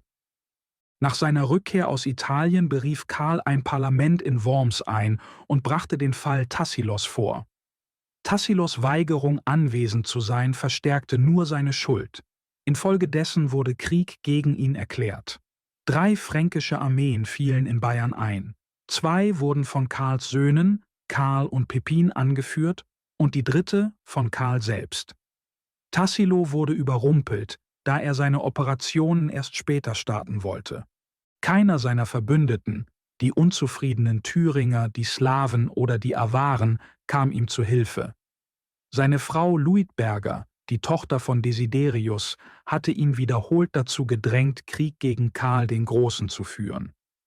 Als sie die Torheit ihres Rates und die Gefahr, in der sie sich nun befanden, zu spät erkannte, fand sich Tassilo isoliert. Die Bayern zeigten sich inzwischen kampfunwillig und vertrauten Karl dem Großen mehr als ihrem eigenen Herzog. Angesichts dieser entmutigenden Umstände beschloss Tassilo, es sei das Beste, zu Karls Lager zu gehen und um Vergebung zu bitten. Er zeigte tiefe Reue, übergab dem König sein Zepter und gestand, dass er sein Recht zu herrschen verwirkt habe. Als Antwort erlaubte Karl ihm, seinen Titel als Herzog als Vasall zu behalten, nahm jedoch Geiseln, um seine Loyalität zu sichern, darunter Tassilos Sohn Theudo. Erleichtert, der Gefahr entgangen zu sein, kehrte Tassilo nach Regensburg zurück und Karl ging nach Hause. Doch sobald Tassilo wieder unter dem Einfluss seiner Frau stand, brach er schnell sein Versprechen und nahm seine feindlichen Handlungen wieder auf. Er versammelte die Führer seines Volkes in Regensburg, wetterte gegen Karl und erklärte kühn, dass er ein erzwungenes Versprechen nicht halten werde, selbst wenn es ihn 10 Söhne kosten würde. Tassilos rücksichtsloses Verhalten ließ ihn in den Augen ehrlicher Männer ehrlos erscheinen. Er nahm die Verhandlungen mit den Awaren wieder auf und überredete sie, sich ihm bei einem Angriff anzuschließen. Eine Awarenarmee marschierte durch Bayern ins Fränkische Reich, während eine andere nach Italien zog, doch beide wurden von Karls Sohn Karl besiegt. Die Gerechtigkeit holte schließlich Tassilo ein. Er wurde vor das Parlament in Ingelheim geladen. So demoralisiert durch die Niederlage der Awaren wagte Tassilo es nicht, die Vorladung zu ignorieren. Er konnte sich nicht gegen den Vorwurf des Verrats verteidigen, und sogar seine Anhänger sagten gegen ihn aus. Die schwerwiegendste Anklage beruhte auf einem fränkischen Gesetz, das besagte: Jede Person, die das Vertrauen des Königreichs verrät, ihre geschworenen Eide gegenüber dem Herrscher bricht oder Bündnisse mit Feinden des Reiches eingeht, hat ein Kapitalverbrechen begangen, das mit dem Verlust ihres Lebens bestraft wird. Das Gericht verurteilte ihn einstimmig zum Tode. Karl der Große jedoch fragte Tassilo, was er tun würde, wenn ihm das Leben geschenkt würde. In einem Zeichen der Reue stimmte Tassilo zu, den Rest seines Lebens in einem Kloster zu verbringen. Er erhielt die Tonsur in St. Goar und wurde dann nach Fulda geschickt. Karl der Große hob offiziell Tassilos Herzogstitel auf, setzte fränkische Grafen als Verwalter Bayerns ein und integrierte die Region vollständig in das Fränkische Reich. Das Jahr 790 wurde für die Franken bemerkenswert, da es das einzige Jahr von Karls Herrschaft war, das von Frieden geprägt war. Doch bald begannen die Vorbereitungen für einen neuen Feldzug gegen die Awaren, um zukünftige Überfälle zu verhindern. Die Awaren, die zwischen den Flüssen Enns und Seif lebten, stammten von den Hunnen ab, weshalb sie in alten Chroniken manchmal als Hunnen bezeichnet werden. Wie ihre Vorfahren, die im 5. Jahrhundert Deutschland verwüsteten, waren die Awaren für ihre Raubzüge berüchtigt. Sie hatten auch eine große Menge an Schätzen geerbt, von denen vieles von ihren Vorfahren gestohlen worden war. Um ihr Territorium zu schützen, bauten die Awaren eine einzigartige Art von Verteidigung, die als Ringe bekannt war. Diese waren große Befestigungen, die mehrere Dörfer umschlossen und aus starken Wällen bestanden, die etwa 3 Meter hoch und breit waren, aus Baumstämmen und Felsen, die zusammen zementiert waren und oben mit dichten Dornbüschen bepflanzt waren. Die Awaren glaubten, dass diese Ringe sie gegen jeden Feind unverwundbar machten, doch bald sollten sie eines Besseren belehrt werden. Bevor er seinen Feldzug gegen die Awaren startete, musterte Karl der Große sein Heer in Regensburg. Bei dieser Veranstaltung überreichte er feierlich seinem 3. Sohn Ludwig ein Schwert. Ludwig war erst 13 Jahre alt und würde an dem Feldzug teilnehmen. Karl marschierte entlang beider Ufer der Donau ostwärts, während sein Sohn Pippin aus Italien herankam. Der Avarenkan griff Pippin an, wurde jedoch in einer blutigen Schlacht besiegt. Als Karl die Enns erreichte und von Pippins Sieg hörte, fiel er sofort in das Awarengebiet ein. Mehrere ihrer befestigten Ringe wurden im Sturm erobert, ihre Schatzkammern wurden geplündert, Dörfer zerstört und viele Gefangene gemacht. Eine Seuche, die unter Karls Pferden ausbrach, zwang ihn jedoch, früher als geplant, den Rückzug anzutreten. Der Krieg dauerte noch mehrere Jahre an, bevor die Awaren endgültig besiegt wurden. Die entscheidende Schlacht fand im Jahr 796 statt. Während dieser Kampagne nahm Pippin die Ringe zurück, die er zuvor erobert hatte, und griff diejenigen an, die noch von den Awaren gehalten wurden. Einer der wichtigsten Awaren-Vorposten war Wien, das heutige Wien.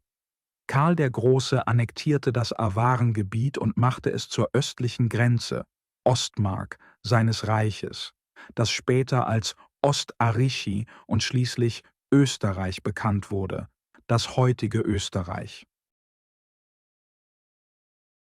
Kapitel 6 – Der Schatten Gottes auf Erden, die Krönung Karls des Großen durch Papst Leo.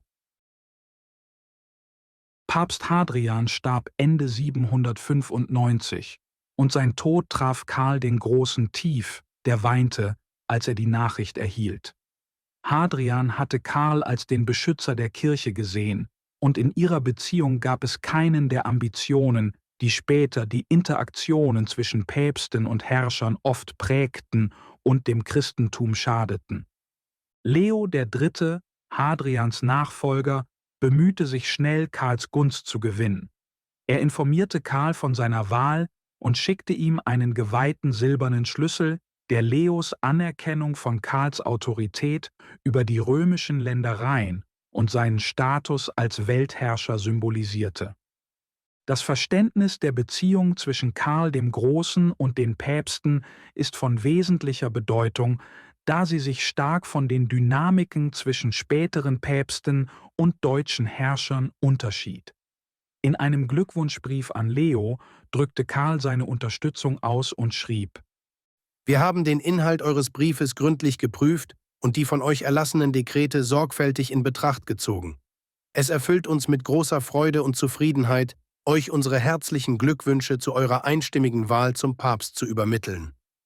Wir sind besonders beeindruckt von dem unerschütterlichen Gehorsam, den euer Volk gezeigt hat, was viel über eure Führungsqualitäten aussagt. Darüber hinaus schätzen und anerkennen wir eure aufrichtigen Versprechen der Loyalität uns gegenüber, die wir als starke Grundlage für unsere zukünftige Zusammenarbeit in geistlichen und weltlichen Angelegenheiten sehen. In den folgenden Jahren befasste sich Karl mit kleineren Aufständen in Sachsen und Spanien. Obwohl Wittekind und Albion ihren Versprechen treu blieben, taten dies einige Sachsen nicht, doch diese Unruhen wurden schnell niedergeschlagen. In Spanien gewannen die Mauren kurzzeitig an Boden, doch Karl erlangte die Kontrolle rasch zurück. Im Jahr 799 wurde Papst Leo während einer Prozession auf der Straße angegriffen. Der Mob hatte vorgehabt, ihn zu blenden und seine Zunge herauszuschneiden, doch sie schafften es nur, sein Gesicht zu verletzen. Seine Freunde retteten ihn und er fand Zuflucht. 2 Kleriker, Paschal und Campulus, Verwandte von Papst Hadrian, sollten Leo während der Prozession unterstützen, doch sie waren in Wirklichkeit die Drahtzieher des Angriffs. Als der Herzog von Spoleto von dem Angriff hörte, marschierte er mit seinen Männern nach Rom und eskortierte Leo in Sicherheit in eines seiner Schlösser.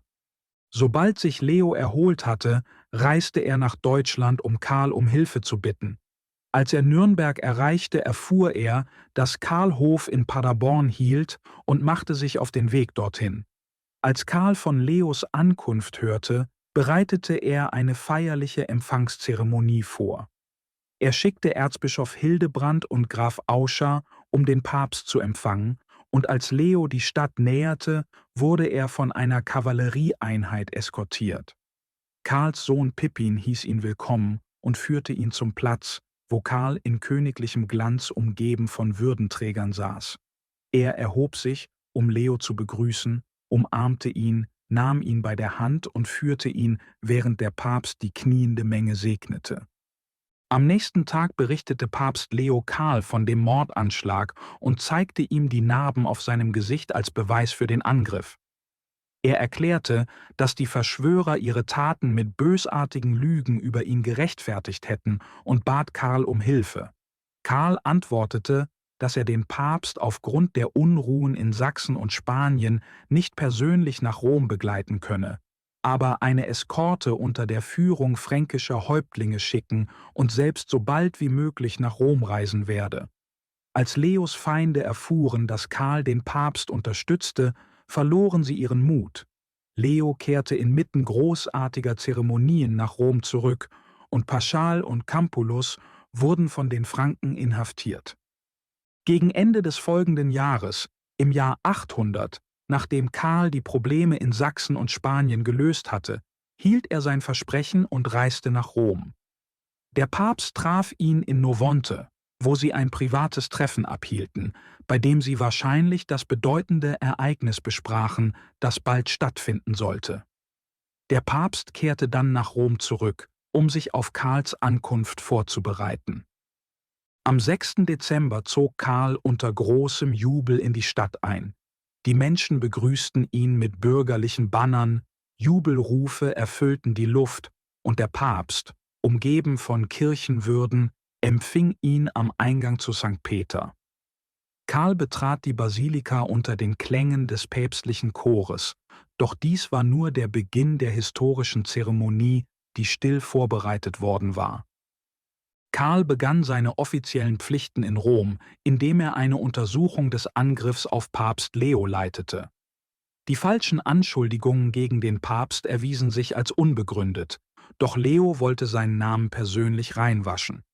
Infolgedessen berief Karl eine Versammlung von kirchlichen und weltlichen Führern ein und forderte jeden auf, der Anklagen gegen den Papst hatte, diese vorzubringen. Niemand tat es. Um sich von jedem Fehlverhalten freizusprechen, erklärte Papst Leo, dass er einen Eid ablegen werde, um seine Unschuld zu bezeugen. Vor der Versammlung erklärte er: Im Beisein des gnädigen Königs Karl und seiner Prälaten und Fürsten, die diese Anschuldigungen untersuchen, erkläre ich, Leo, Oberhaupt der Heiligen Römischen Kirche, vor Gott, seinen Kiel-Engeln und dem heiligen Petrus, dem Fürsten der Apostel, dass ich unschuldig an allen gegen mich erhobenen Anschuldigungen bin. Anschließend verurteilte Leo die Verschwörer zum Tode, doch Karl milderte das Urteil später. Paschal und Campulus wurden zur Buße in ein Kloster geschickt und ihre Verbündeten wurden exkommuniziert. Schließlich fand das historische Ereignis statt, das Karl zum Herrscher der christlichen Welt machte. Am ersten Weihnachtstag des Jahres 800 zelebrierte Papst Leo das Hochamt im Vatikan. Karl, gekleidet in die eleganten Gewänder eines römischen Patriziers, kniete vor dem Schrein des heiligen Petrus. Plötzlich stieg der Papst vom Altar herab, setzte Karl eine goldene Krone auf das Haupt, hüllte ihn in das kaiserliche Purpur und rief laut aus: Lang lebe und Erfolg dem frommen Karl dem Großen, dem erhabenen und friedliebenden römischen Kaiser. Die Chöre sangen, und die Menge rief: Lang lebe der göttlich gekrönte Augustus Karl, der große und fromme römische Kaiser. Die Zeremonie endete mit der Salbung Karls des Großen als römischer Kaiser und seines Sohnes Pippin als König von Italien. Die Krönung Karls des Großen war ein Ereignis von enormer Bedeutung. Sie war weit mehr als nur ein bloßes Schauspiel oder eine inszenierte Zeremonie von Papst Leo, wie einige Historiker vermutet haben. Karl der Große, ein Mann von großer körperlicher und geistiger Stärke, hätte niemals an etwas derart Oberflächlichem teilgenommen. Er betrachtete die Zeremonie im Vatikan an diesem Tag als zutiefst bedeutsam. Es ist unwahrscheinlich, dass Papst Leo seinem Beschützer eine solch außergewöhnliche Ehre nur aus Eigeninteresse verliehen hat. Karl der Große hatte stets gezeigt, dass er sich berufen fühlte, seine Macht zu nutzen, um das Christentum zu stärken und zu verbreiten. Zu jener Zeit war weniger als ein Viertel Europas zum Christentum bekehrt. Die christliche Welt war bedroht, im Süden von den Muslimen, im Norden von den heidnischen Normannen und im Osten von den Slawen und anderen Nichtchristen. Über Jahrhunderte hinweg hatten die Kaiser des Ostens Anspruch auf Italien erhoben, was den Papst verwundbar machte, bis Pippin und Karl der Große ihm zu Hilfe kamen. Unter diesen Umständen ist es verständlich, warum Papst Leo Karl den Großen, seinen Retter, als den ultimativen Verteidiger der Christenheit erklärte. Durch die Verleihung dieses Titels schuf Leo ein Symbol, das Karls Taten ehrte und alle Christen inspirieren sollte. Karl der Große nahm den Titel nicht aus Eitelkeit an, sondern weil er mit seiner größeren Mission übereinstimmte. Obwohl Karl der Große für seine einfache militärische Kleidung bekannt war, verstand er die Macht von Symbolen im öffentlichen Leben. Er unterschätzte nie die Wirkung, die Titel und Zeichen auf das Volk hatten, und die Kaiserkrone trug große Bedeutung. Für ihn markierte sie die Erfüllung seiner großen Vision, einer Vision, die weit über äußeren Prunk hinausging. Wie Carrière treffend formulierte: Karl der Große baute auf den Errungenschaften seines Großvaters und seines Vaters auf, um ein großes historisches Erbe zu schaffen. Seine Seele war erfüllt von dem Ideal eines römischen Reiches, vereint mit einer christlichen deutschen Nation. Von diesem Moment an widmete er all seine Energie dem Ziel, die germanischen Völker zu einem einzigen, kohärenten Ganzen zu vereinen. Er brachte nicht nur Bayern, sondern auch Sachsen unter deutsche Herrschaft. Sein Einfluss erstreckte sich vom Fluss Eider bis zum Tiber und vom Ebro bis zur Drau. Als der Papst ihm die Kaiserkrone aufsetzte, symbolisierte dies die kulturelle und spirituelle Mission der Deutschen in Rom und repräsentierte eine christliche Stadt, die für das Reich Gottes auf Erden stand. Kapitel 7 – Förderung der Aufklärung. Die Transformation Europas durch einen Führer seiner Zeit weit voraus. Es ist fast kaum zu glauben, dass ein Herrscher wie Karl der Große, der so viele lange und schwierige militärische Feldzüge führen musste, allein 26 Expeditionen gegen die Sachsen, Zeit für andere Dinge finden konnte. Man könnte sich fragen, wie er die Zeit, Energie oder sogar Motivation für Tätigkeiten jenseits des Krieges fand. Die Antwort liegt in den Ereignissen, die folgten. Während Karl der Große oft als Eroberer bezeichnet wird, weil er so viele militärische Erfolge erzielte, beweisen seine Errungenschaften in Friedenszeiten und seine Fähigkeit, bleibende Institutionen zu schaffen, dass er viel mehr war als nur ein Krieger. Diese Leistungen zeigen seine wahre Vision von Führung und rechtfertigen den Titel, den ihm die Geschichte verliehen hat. Ein wesentlicher Teil seines Lebens in den letzten 20 Jahren war sein bevorzugter Rückzugsort, Aix-la-Chapelle, das heutige Aachen, wo er die meiste Zeit verbrachte, wenn er nicht auf Feldzügen war. Das Gebiet mit seinen sanften Hügeln, die Teil der Eifel und der Ardennen sind, war dicht bewaldet und von einem fruchtbaren Tal umgeben. Auch wenn Karl der Große möglicherweise nicht dort geboren wurde, wie manche behaupten, verbrachte er sicherlich einen großen Teil seiner Kindheit in dieser malerischen Region. Eines von Karls Lieblingsvergnügen war das Baden, und er schwamm oft in den blauen Wassern des Rheins. Doch die warmen Mineralbäder in Aix-la-Chapelle liebte er besonders. Auch die dichten Wälder der Region zogen ihn an, denn er war ein leidenschaftlicher Jäger, selbst in seinen späteren Jahren. Seine Jagdgesellschaften umfassten oft seine Töchter, die ihn bei der Jagd auf Wildschweine und Büffel begleiteten, während Hörner und das Gebell der Hunde ertönten. Persönlichkeiten wie Karl der Große regen oft die Fantasie der Menschen an, und es entstehen Geschichten und Legenden um sie. Eine solche Legende dreht sich um die Bäder in Aix-la-Chapelle und hebt die tiefe Verbindung des Kaisers zu diesem geliebten Ort hervor, was uns einen Einblick in seinen Charakter jenseits seiner öffentlichen Errungenschaften gibt. In Karls Palast in Mainz gab es eine Glocke, von der man glaubte, dass sie läutete, sobald Gefahr nahte. Eines Tages, Als Karl sie läuten hörte, schickte er einen Boten, um herauszufinden, warum. Der Bote entdeckte eine Schlange, die sich um das Glockenseil gewunden hatte und als Glockenläuter fungierte. Die Schlange führte den Boten dann zu ihrem Nest, wo eine Kröte auf den Eiern der Schlange saß. Der Bote vertrieb die Kröte und berichtete Karl von dem seltsamen Ereignis. Was dann geschah, war noch erstaunlicher. Die Schlange erschien plötzlich im Saal, schlängelte sich zu Karls Tisch, kletterte hinauf und ließ ein funkelndes Juwel aus ihrem Maul in ein Weinglas fallen, bevor sie schnell verschwand. Der Stein, graviert mit einem Schwan und Runensymbolen, soll magische Kräfte gehabt haben.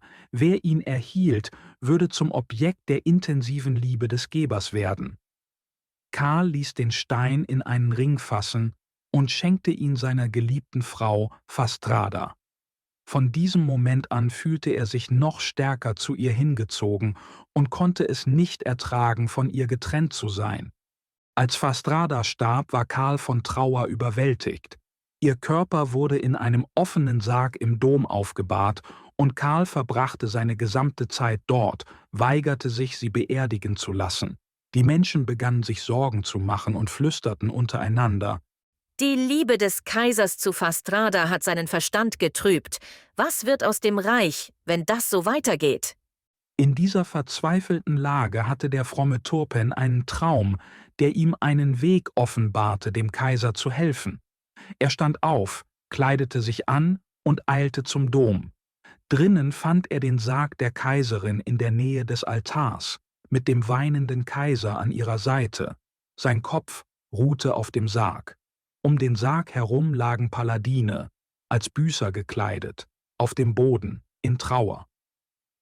Turpin näherte sich leise, hob die Hermelindecke von Fastradas Körper und nahm sanft ihre kalte Hand, um den Ring zu entfernen. Sofort war der Zauber gebrochen. Die Paladine, die tief im Gebet versunken waren, blickten überrascht umher. Karl hob den Kopf und sprach zu ihnen: Wie lange schon sind wir von unserer Trauer verzehrt? Es scheint, als sei eine Ewigkeit vergangen, und doch dreht sich die Welt weiter. Wo ist mein Kanzler? Ich höre das leise Murmeln unseres Volkes, ihre Bedürfnisse bleiben ungehört. Die Zeit ist gekommen, das Andenken an Fastrada auf andere Weise zu ehren. Lasst uns die Kaiserin der Erde übergeben, wo sie Frieden finden möge. Doch soll ihr Geist in unseren Herzen und im Wohlstand unseres Reiches weiterleben. Ihr Vermächtnis soll nicht endlose Trauer sein, sondern ein erneuter Zweck und Hingabe an unser Volk. Der magische Schwanenring begann, Karl auf eine neue Weise zu beeinflussen. Der Kaiser fühlte sich tief zu dem Prälaten hingezogen, der den Ring entfernt hatte, und dies beunruhigte den Prälaten, da er die Macht des Rings kannte. Um seinen Einfluss zu brechen, reiste der Prälat nach Aix-la-Chapelle, gefolgt von Karl. Dort warf er den Ring in einen ruhigen Waldsee, der durch die warmen Quellen entstanden war. Ohne es zu wissen, entwickelte Karl eine besondere Zuneigung zu diesem Ort. Er baute ein Schloss in der Mitte des Sees, wo er oft über die Vergänglichkeit des irdischen Lebens nachdachte. Der Kaiser badete auch gerne in dem See, ohne zu wissen, dass der Schwanenring nun in seinen Tiefen ruhte. In Aix-la-Chapelle ließ Karl einen prächtigen Palast errichten, umgeben von einem breiten Säulengang. Ein architektonisches Wunderwerk seiner Zeit. Die Säulen, Marmorblöcke und Mosaike wurden aus Rom und Ravenna gebracht, und die besten Architekten wurden vom Papst entsandt. Rund um den Palast wurden Gebäude für Schulen, Hofbeamte und seine Leibwachen errichtet. Weiter entfernt gab es ein Kloster und Bauernhöfe, und in der Ferne erhob sich eine hohe Struktur über den warmen Bädern, die Hunderte von Menschen aufnehmen konnte.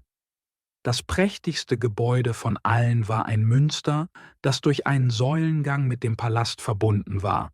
Die Kuppel des Münsters, getragen von hohen Säulen, war mit einem Mosaik von Christus und den 24 Ältesten der Apokalypse verziert, die vor einem goldenen Hintergrund standen. Die Altäre funkelten mit goldenen und silbernen Verzierungen. Alles wurde nach Karls Vision erbaut, und die Arbeiten gingen selbst dann weiter, wenn er auf militärischen Feldzügen war. Er widmete sich intensiv spirituellen Angelegenheiten. Frühmorgens konnte man ihn oft sehen, wie er entlang des Säulengangs zur Kirche ging, wo er meditierte und sich auf die Pflichten des Tages vorbereitete. Am Abend kehrte er zurück, um ähnliche Betrachtungen und Gebete zu halten. Karls Gefährten in Friedenszeiten begleiteten ihn oft auch in den Krieg. Während seines ersten Feldzugs gegen die Langobarden traf er Alcuin, einen frommen und gelehrten angelsächsischen Prälaten. Karl schätzte Alcuins Weisheit und Lehren und nahm ihn als Berater mit. Wie viele Fürsten seiner Zeit hatte Karl der Große vor seinem Machtantritt nur eine bescheidene Ausbildung erhalten. Seine natürliche Intelligenz half ihm, Herausforderungen zu meistern, weckte aber auch in ihm ein tiefes Verlangen nach Wissen. Der große Kaiser wurde zu einem engagierten Schüler, der begierig zu den Füßen seines Lehrers Alcuin saß, der von dem Historiker Guizot wie folgt beschrieben wird. Alcuin war hochgebildet in den Schriften von Antonius und Hieronymus und gut vertraut mit den Lehren von Pythagoras, Aristoteles, Aristippos, Diogenes, Platon, Homer, Vergil, Seneca und Plinius. Obwohl die meisten seiner Schriften theologischer Natur waren, leistete er auch bedeutende Beiträge zur Mathematik, Astronomie, Dialektik und Rhetorik. Er war ein leuchtendes Licht der Kirche seiner Zeit und ein Gelehrter der Antike. Der Hof Karls des Großen war Heimat eines Kreises anderer Gelehrter, darunter Angilbert, Eginhard, Theodulf, Petrus von Pisa und der langobardische Historiker Paulus Warnefried. Paulus, der wegen Anstiftung zur Rebellion in seiner Heimat zum Tode verurteilt worden war, wurde von Karl begnadigt und später von ihm geehrt. Karls tiefe Wertschätzung für Kunst und Lernen zeigte sich in seiner aktiven Teilnahme an den akademischen Sitzungen seines Hofes, wo er als Gleichgestellter unter den Gelehrten behandelt wurde. Er verbot höfische Zeremonien in den Bereichen, die dem intellektuellen Streben gewidmet waren, und zur Ehrung des kulturellen Erbes der Vergangenheit ermutigte er die Mitglieder der Akademie, die Namen berühmter historischer Persönlichkeiten anzunehmen. Alcuin war als Horaz bekannt, Eginhard als Kallippos, Angilbert als Homer, Theodulf als Pindar und Karl selbst als Held und Beschützer der Kirche wurde liebevoll David genannt. Karl der Große besaß bemerkenswerte natürliche Sprachfähigkeiten. Durch sein Studium, das er sowohl zu Hause als auch auf Feldzügen fortsetzte, beherrschte er schnell Latein und sprach es fließend neben seiner Muttersprache. Er studierte die großen römischen Historiker Julius Caesar, Sallust, Livius und Tacitus und sah bei seinen Expeditionen nach Rom die Ruinen und Wahrzeichen ihrer Errungenschaften aus erster Hand. Er tauchte auch in die Welt des antiken Griechenlands ein und erlangte genügend Kenntnisse im Griechischen, um die Literatur im Original zu lesen, was ihm die Augen für die Schönheit und Kultur dieser Zivilisation öffnete. Während er Rom bewunderte, schätzte er Athen noch höher ein. Doch über beiden schätzte er Jerusalem, den Geburtsort der heiligen Lehren, die er als das Leitlicht für die Menschheit sah, ähnlich wie die Sonne für die Erde. Karl der Große war standhaft in seinem Glauben und glaubte an den ultimativen Triumph von Licht und Wahrheit. Er drückte oft seine Hingabe an die Akademie aus und träumte davon, in Aix-la-Chapelle ein neues Athen zu schaffen, einen Ort, der christliche Werte verkörpern und als Leuchtturm der Aufklärung für alle Nationen dienen würde. Um diese Vision zu verwirklichen, gründete er Ausbildungsschulen und Akademien für die Jugend. Er richtete sogar eine Hofschule für die Söhne seiner Generäle und Beamten ein und überwachte jedes Detail, um deren Erfolg zu sichern. Karl der Große scheute sich nicht, sich Expertenwissen zu suchen und schätzte die Erkenntnisse, die Bildung ihm bot. Eine bemerkenswerte Geschichte aus den Chroniken von St. Gallen illustriert dies. Eines Tages bemerkte Karl der Große, dass die Söhne der Mittel- und Unterschicht seine Erwartungen weit übertroffen hatten und beeindruckende Arbeiten lieferten, während die Söhne des Adels nachlässige und schlampige Kompositionen vorlegten. Nach dem Vorbild eines gerechten Richters setzte Karl die fleißigen Schüler zu seiner Rechten und sagte: Ich lobe euch, meine Kinder, für euren Fleiß, meinen Anweisungen zu folgen und euer Bestes zu geben. Strebt weiter nach Höherem, damit ihr meinen Erwartungen gerecht werdet und von meiner Fürsorge profitiert. Dann wandte er sich mit strengem Blick an diejenigen zu seiner Linken und tadelte sie. Warum ist es so, dass ihr, die Söhne der Edelleute, geboren im Privileg und Reichtum, meine Befehle missachtet und meine Bemühungen, euch zu helfen, nicht respektiert habt? Ihr habt eure Zeit mit nichtigen Tätigkeiten, Genuss und schändlichem Verhalten vergeudet. Er hob seinen Arm vor Frustration und rief: Es gibt wichtigere Dinge im Leben als dies. Eure Geburt und euer Rang bedeuten mir wenig. Hört mich, wenn ihr euer Versäumnis nicht mit harter Arbeit wiedergutmacht, werdet ihr nicht länger meine Gunst genießen. Karl der Große wusste, dass Größe nur erreicht werden konnte, wenn man jeden Moment voll ausnutzte. Selbst beim Anziehen befasste er sich mit Staatsangelegenheiten, hörte Beschwerden, hielt Besprechungen ab und traf Entscheidungen. Wenn er nachts nicht schlafen konnte, verbrachte er die Zeit mit Lesen und Schreiben.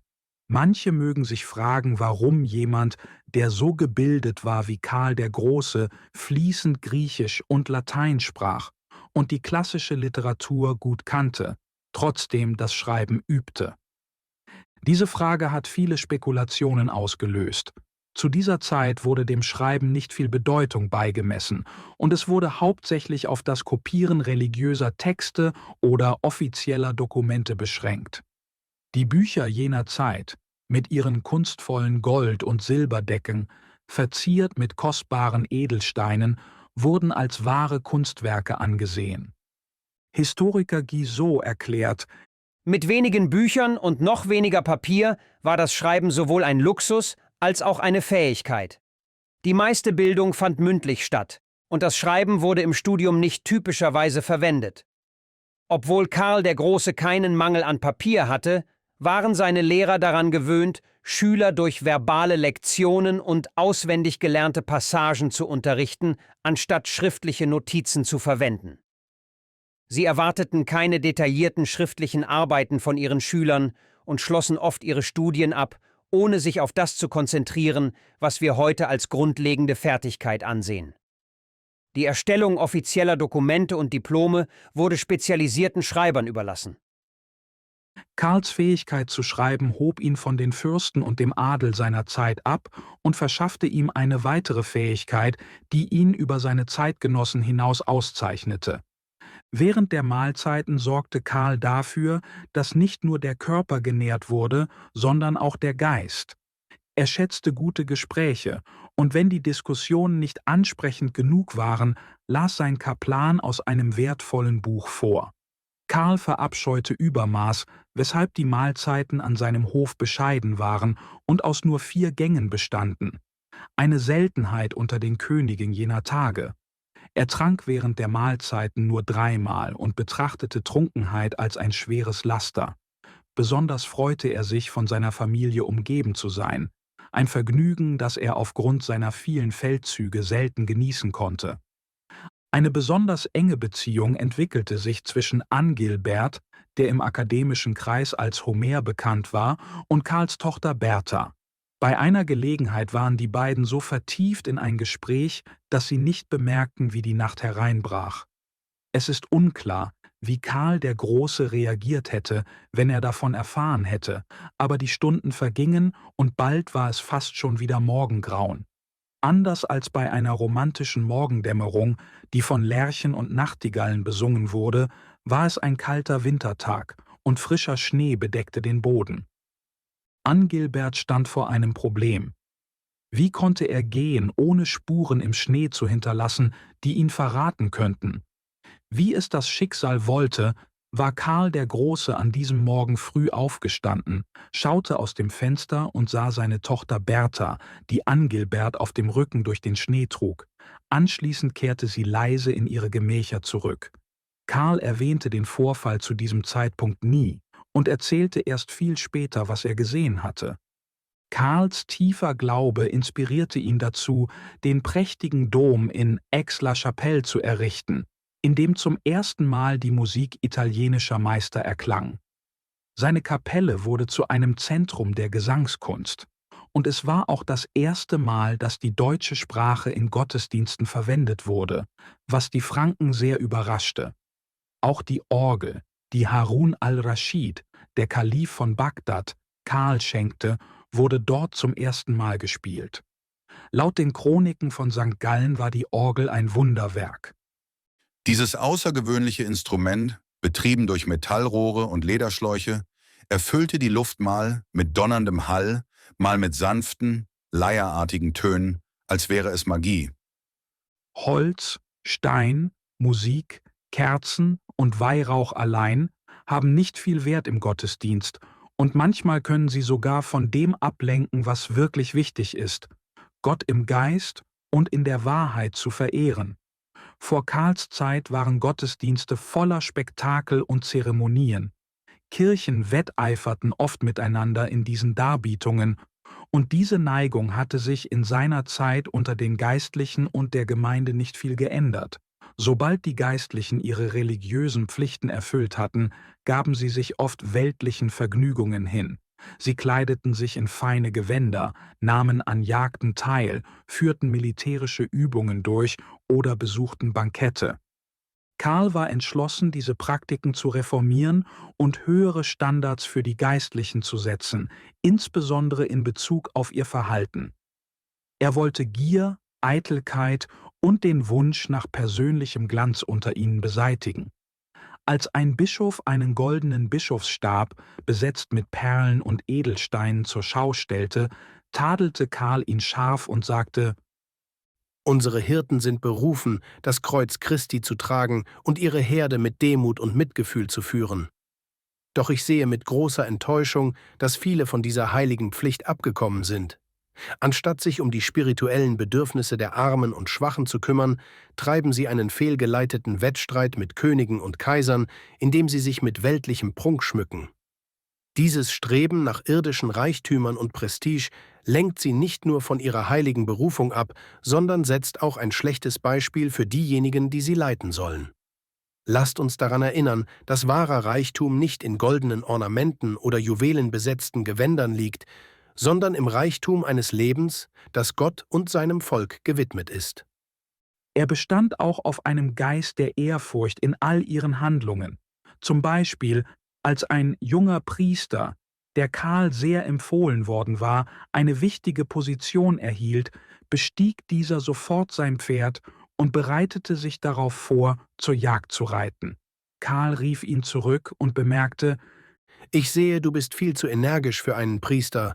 Es wäre besser, wenn du mir als Soldat folgst, denn das Himmelreich wird von diesen Kriegsstürmen heimgesucht.« Während einige Geistliche Karl auf seinen Feldzügen begleiteten, war es nicht, um zu kämpfen, sondern um geistlichen Beistand zu leisten, wenn nötig.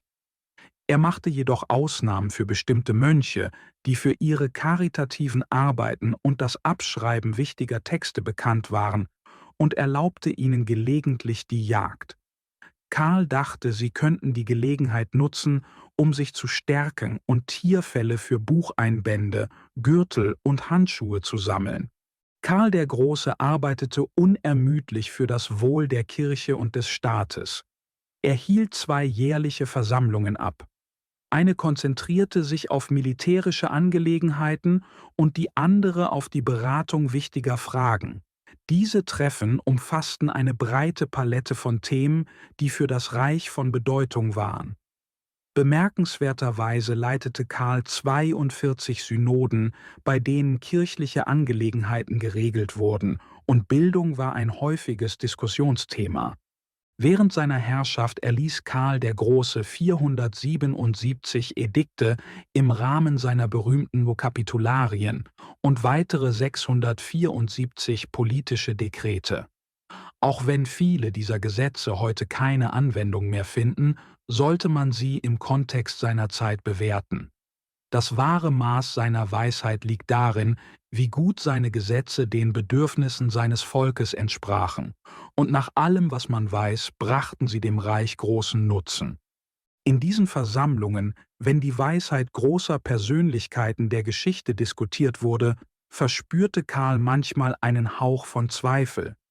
Bei einer solchen Gelegenheit beklagte er: »Oh, wie sehr wünschte ich hätte 12 Berater, so weise wie Hieronymus und Augustinus.« Daraufhin antwortete Alkuin: »Selbst der Herrscher des Himmels und der Erde hatte keine solchen Berater, und dennoch sehnst du dich nach 12 von ihnen.« Trotz der Sorgen, die ihn nachts bedrückten, erwachte Karl der Große stets mit erneuerter Energie und frischem Tatendrang.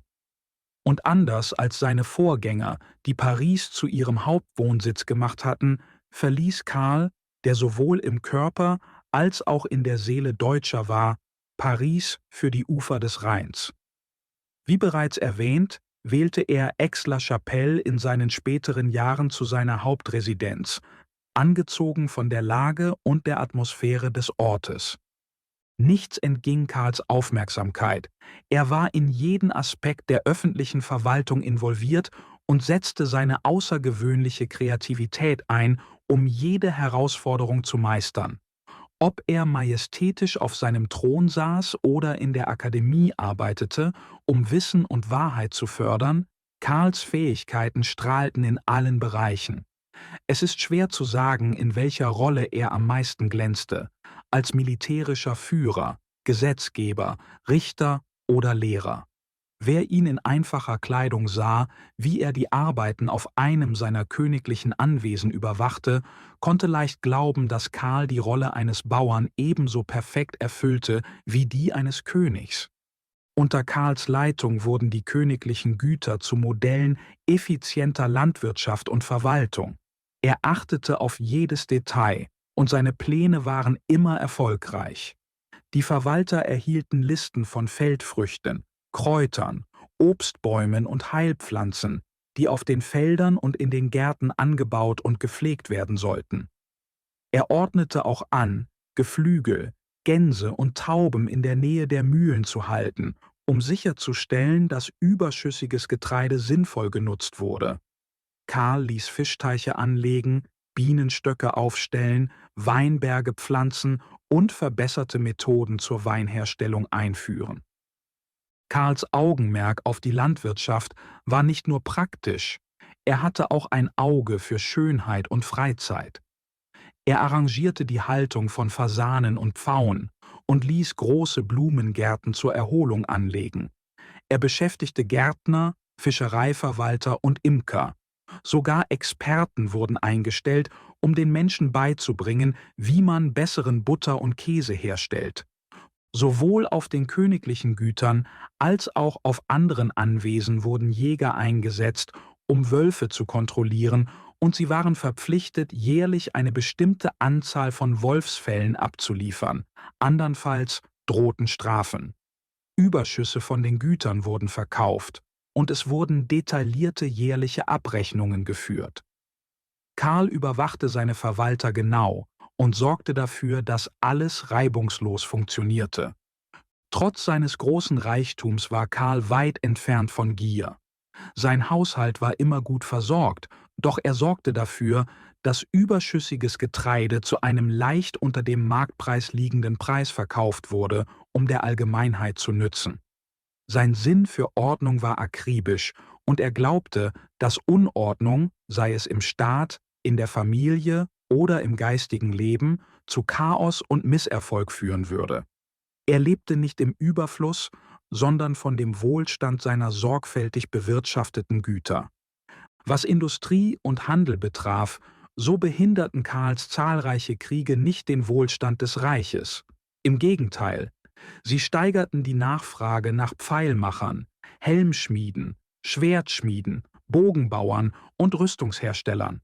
Die königlichen Paläste beschäftigten Schmiede, Waffenschmiede, Gold- und Silberschmiede, Schuhmacher, Schneider, Müller, Zimmerleute, Maurer, Stellmacher, Bauarbeiter, Messingarbeiter, Gerber, Seifensieder, Geflügelhändler, Töpfer, Bäcker, Schreiner, Sattler, Netzweber, Küfer, Architekten, Glasbläser, Pergamenthersteller, Maler und Färber. Nachdem Karl verordnet hatte, dass Mönche, die sich mit ihren Studien schwer taten, durch Handarbeit beitragen sollten, erlebte das Handwerk unter den Kunsthandwerkern in den königlichen Palästen, Klöstern und Städten einen Aufschwung. Ferdinand Pfalz bemerkt in Szenen aus dem Stadtleben, dass unter Karls Herrschaft trotz der andauernden Kriege die Städte einen bemerkenswerten wirtschaftlichen Aufschwung erlebten. Der Rhein, die Maas und die Schelde waren voller Frachtschiffe und in belebten Häfen wie Worms, Mainz, Köln, Dorstadt, Maastricht, Gent und Brügge oder in den Häfen nahe der Scheldemündung herrschte reger Betrieb. Händler aus Straßburg verschifften Waren den Rhein hinunter bis zum Meer, während die Friesen Waren den Fluss hinauf nach Worms sandten. Karl der Große war begeistert von diesem wachsenden Handel. Die alten, notdürftig geflickten römischen Stadtmauern wurden bald zu eng für die wachsende Stadtbevölkerung. Kirchen und Adelshäuser breiteten sich in die Vororte aus, die schließlich durch neue Mauern umschlossen werden mussten. Karl betrachtete Ordnung, sowohl bei der Verwaltung des königlichen Haushalts als auch bei der Regierung des Reiches, als wesentlich für eine effektive Herrschaft. Er teilte das Reich in Bezirke, die jeweils von einem fähigen Beamten überwacht wurden, der dafür verantwortlich war, die in den Kapitularien festgelegten Gesetze durchzusetzen. Periodisch wurden besondere Richter entsandt, um diese Bezirke zu inspizieren und dem Kaiser Bericht zu erstatten. Karl versammelte regelmäßig führende Landbesitzer und hochrangige Kirchenbeamte, um den Zustand des Reiches zu besprechen, typischerweise im Mai, weshalb der Begriff Maifeld für diese Treffen entstand. Kapitel 8 – Der ewige Herrscher.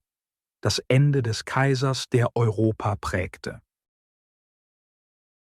Es ist kein Wunder, dass der Ruhm eines so mächtigen Herrschers wie Karl der Große weit verbreitet war. Sein Hof war ein Treffpunkt für Vertreter vieler Nationen. Dort konnte man den heidnischen Awaren mit geflochtenem Haar finden, den stolzen Grafen von Lombardei in Seide und Pfauenfedern gekleidet, den turbantragenden Araber, den wilden Sachsen, den agilen Angelsachsen, den Bayern und den Franken, die sich unter weiße Gewandpriester, dunkel behüllte Mönche und Juden in traditionellen Gewändern mischten. Fürsten aus Asien und Afrika suchten die Gunst des großen westlichen Kaisers, darunter auch Harun al-Raschid, der mächtige muslimische Kalif Asiens. Karl hatte eine Gesandtschaft an Harun geschickt, der von der prächtigen Stadt Bagdad aus regierte, um ihn zu bitten, die westlichen christlichen Pilger in Jerusalem zu schützen. Harun stimmte freundlich zu und sandte Karl das Banner von Jerusalem und die Schlüssel des Heiligen Grabes als Symbol von Karls Autorität über die Stadt. Harun sandte außerdem luxuriöse Geschenke, goldbestickte Seide, Weihrauch, Balsam, Gewürze, Affen und sogar einen Elefanten. Im Gegenzug schickte Karl spanische Pferde, Maultiere, friesische Gewänder in Weiß, Grau, Saphirblau und mit bunten Mustern sowie große Hunde, die für die Jagd auf Löwen und Tiger geeignet waren. Karl ließ auch in Jerusalem ein Hospital bauen, um christliche Pilger zu versorgen. Ibrahim, der afrikanische Fürst, der über das heutige Mauritius herrschte, schickte ihm einen libyschen Löwen, einen numidischen Bären, iberischen Stahl und tyrisches Purpur. Harun schenkte ihm außerdem eine Wasseruhr aus Messing, die die Stunden mit fallenden Messingkugeln anzeigte, die auf ein Metallbecken trafen und einen klaren Klang erzeugten. Zu dieser Zeit war Karl über 60 Jahre alt. Sein weißes Haar und sein Bart verstärkten seine imposante Erscheinung. Seine 4. Frau war kürzlich verstorben und Rom schlug vor, er solle die Kaiserin Irene von Griechenland heiraten. Karl, der sich Irenes spätere Schurkerei nicht bewusst war, erwog die Verbindung, nicht aus persönlichen Gründen, sondern als Herrscher, der an das Wohl der christlichen Welt und seines Volkes dachte. Er beschloss, dass eine solche Ehe vorteilhaft wäre und leitete den Prozess ein. Doch Irene wurde bald gestürzt und nach Lesbos verbannt, was sich im Nachhinein als glücklicher Umstand für Karl erwies. Im Jahr 803 wurde ein Friedensvertrag mit den Sachsen am Fluss Saale bei Selz geschlossen. Sie stimmten zu, das Christentum anzunehmen und ihr Land in das Frankenreich einzugliedern, im Gegenzug für die Wiederherstellung ihrer alten Rechte und Bräuche. Dies sicherte einen dauerhaften Frieden zwischen den Sachsen und Karls Reich. Im Jahr 808 zog der alternde Karl erneut ins Feld. Diesmal führte er einen Feldzug gegen Gottfried, den König von Dänemark, der zuvor sächsische Aufstände angestiftet hatte. Karls Ziel war es jedoch nicht, alte Rechnungen zu begleichen, sondern neue Angriffe zu stoppen. Die Obotriten, Verbündete der Franken, waren plötzlich von Gottfried überfallen worden, und dänische Schiffe hatten die deutsche Küste überfallen und Plünderungen und Morde verübt. Nachdem sie von Karls ältestem Sohn, Karl, zurückgedrängt worden waren, zog sich Gottfried an einen Punkt jenseits der Schlei zurück, wo eine Verteidigungsmauer, bekannt als das Danewerk, errichtet worden war. Während dieses Feldzugs erlitt Karl einen Sturz von seinem Pferd, wobei seine Lanze aus seiner Hand flog und sein Schwert von seinem Gürtel fiel. Viele sahen dies als böses Omen, doch Karl und Gottfried trafen nie direkt auf dem Schlachtfeld aufeinander. Gottfried wurde schließlich von einem seiner eigenen Männer getötet, und sein Bruder Hemming, der ihm nachfolgte, schickte schnell eine Friedensdelegation zu Karl. Ein Vertrag wurde geschlossen, wobei Dänemark alle Ansprüche auf Gebiete südlich der Eider aufgab, die zur nördlichen Grenze des Frankenreiches wurde. Nach seiner Rückkehr nach Aix-la-Chapelle erkrankte Karl zum ersten Mal in seinem Leben.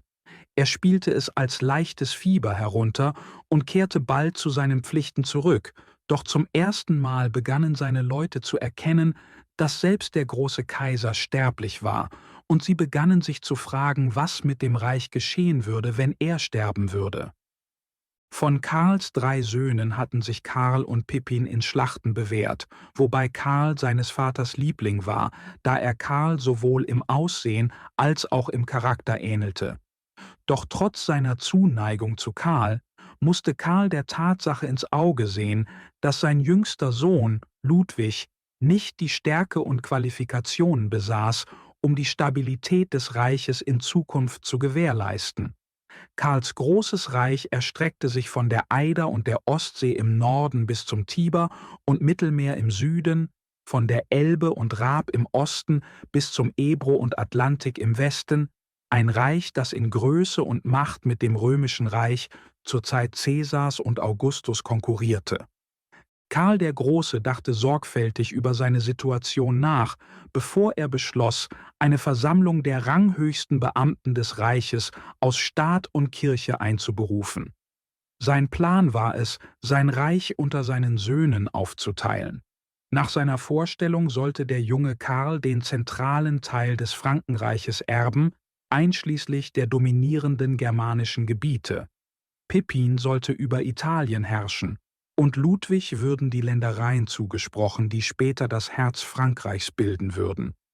Im Laufe der Zeit wurde der Kreis der Menschen, die Karl am nächsten standen, immer kleiner.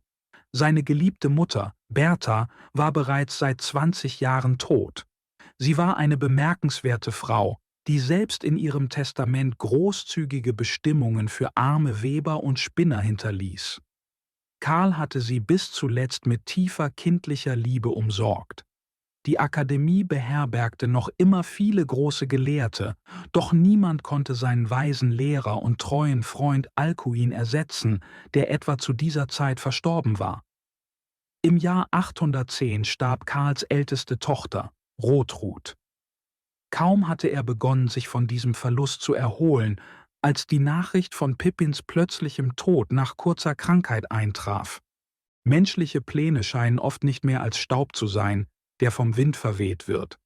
Trotz seiner tiefen Trauer setzte Karl seine Arbeit fort, sowohl in Staatsangelegenheiten als auch in der Akademie. In seinen späteren Jahren begann er mit großem Enthusiasmus eine deutsche Grammatik zu verfassen. Leider wurde das Werk nie vollendet und nur wenige Fragmente sind erhalten, darunter die von ihm geschaffenen Namen für die Monate und Winde. Noch mehr Leid ereilte ihn 811, als Karls Lieblingssohn Karl, ähnlich wie zuvor Pippin, unerwartet verstarb. Obwohl tief betroffen, erfüllte Karl weiterhin seine Pflichten. Doch nach diesem letzten Verlust erhellte sich sein Gesicht nie wieder mit einem Lächeln. Nun war Ludwig der einzige überlebende Sohn, derjenige, den Karl stets als den am wenigsten geeigneten angesehen hatte. Die Sorge um die Zukunft seines Reiches und seiner Dynastie muss schwer auf dem Herzen des Kaisers gelastet haben. Im Jahr 813 rief Karl die führenden Persönlichkeiten des Reiches zu einer Versammlung in Aachen zusammen. Er teilte ihnen mit, dass er die Grenzstreitigkeiten mit Griechenland, Dänemark und den Mauren erfolgreich gelöst habe, was bei den Anwesenden große Erleichterung und Zufriedenheit auslöste. Anschließend verkündete Karl, dass er seinen Sohn Ludwig zum König der Franken erwählt habe und um ihre Zustimmung bat, ihn auch zum römischen Kaiser zu krönen. Sie stimmten zu, doch viele von ihnen waren voller Trauer, denn sie spürten die Schwere des Moments. Am Tag der Krönung erschien Karl in voller Kaisergewandung im Dom, begleitet von den versammelten Adeligen. Er führte Ludwig zum Altar, wo ein Thron auf ihn wartete. Nach dem Gebet erhoben sie sich, und Karl hielt eine feierliche Ansprache an seinen Sohn, in der er ihn an die Verantwortung der Herrschaft erinnerte. Er beendete seine Rede mit folgendem Rat: Nutze deine Kraft, um diejenigen, die Unordnung und Gefahr säen, zu zwingen, friedlich zu leben und den rechten Weg zu folgen. Sei ein Trost und Beschützer der Klöster und der Armen. Wähle weise, gerechte und starke Berater und entlasse sie nur aus gutem Grund. Vor allem aber führe dein Leben so, dass du dich weder vor Gott noch vor den Menschen schämen musst. Nachdem Ludwig sich verpflichtet hatte, diese Prinzipien zu ehren, wies Karl ihn an, die Krone vom Altar zu nehmen und sie sich selbst aufs Haupt zu setzen. Ludwig tat dies. Obwohl Karl ein glühender Unterstützer der Kirche war, entschied er sich dafür, dass sein Sohn sich selbst krönte, um der Geistlichkeit nicht zu viel Einfluss auf die Staatsangelegenheiten zu geben. Mit seinem Sohn an seiner Seite verließ der alternde Kaiser dann den Dom und kehrte zum Palast zurück. Kurz darauf reiste Ludwig nach Aquitanien, das ihm zugeteilt worden war. Der Abschied zwischen Vater und Sohn war ein trauriger, da beide im Herzen wussten, dass sie sich möglicherweise nie wiedersehen würden. Das Volk war tief beunruhigt, besonders nach einem seltsamen Ereignis, das ihre Vorstellungskraft beflügelte und viele glauben ließ, dass ein Unglück bevorstand. Ein Blitzschlag traf die Kolonnade, die den Palast mit dem Münster verband, beschädigte die Kuppel und löschte die Worte Carolus Princeps vom Altar aus. Karl jedoch schenkte dem keine Beachtung. Für ihn hatte es keine große Bedeutung. Als das Jahr 814 begann, wurde allen klar, dass der Kaiser schwächer wurde. Am 27. Januar spendete Bischof Heldebald ihm die letzte Ölung, und früh am nächsten Tag starb Karl der Große im Alter von 72 Jahren, nachdem er 47 Jahre lang geherrscht hatte. Seine letzten Worte waren: In deine Hände befehle ich meinen Geist. Die Schwere seines Todes wurde durch die Debatte darüber unterstrichen, wie man ihn bestatten sollte.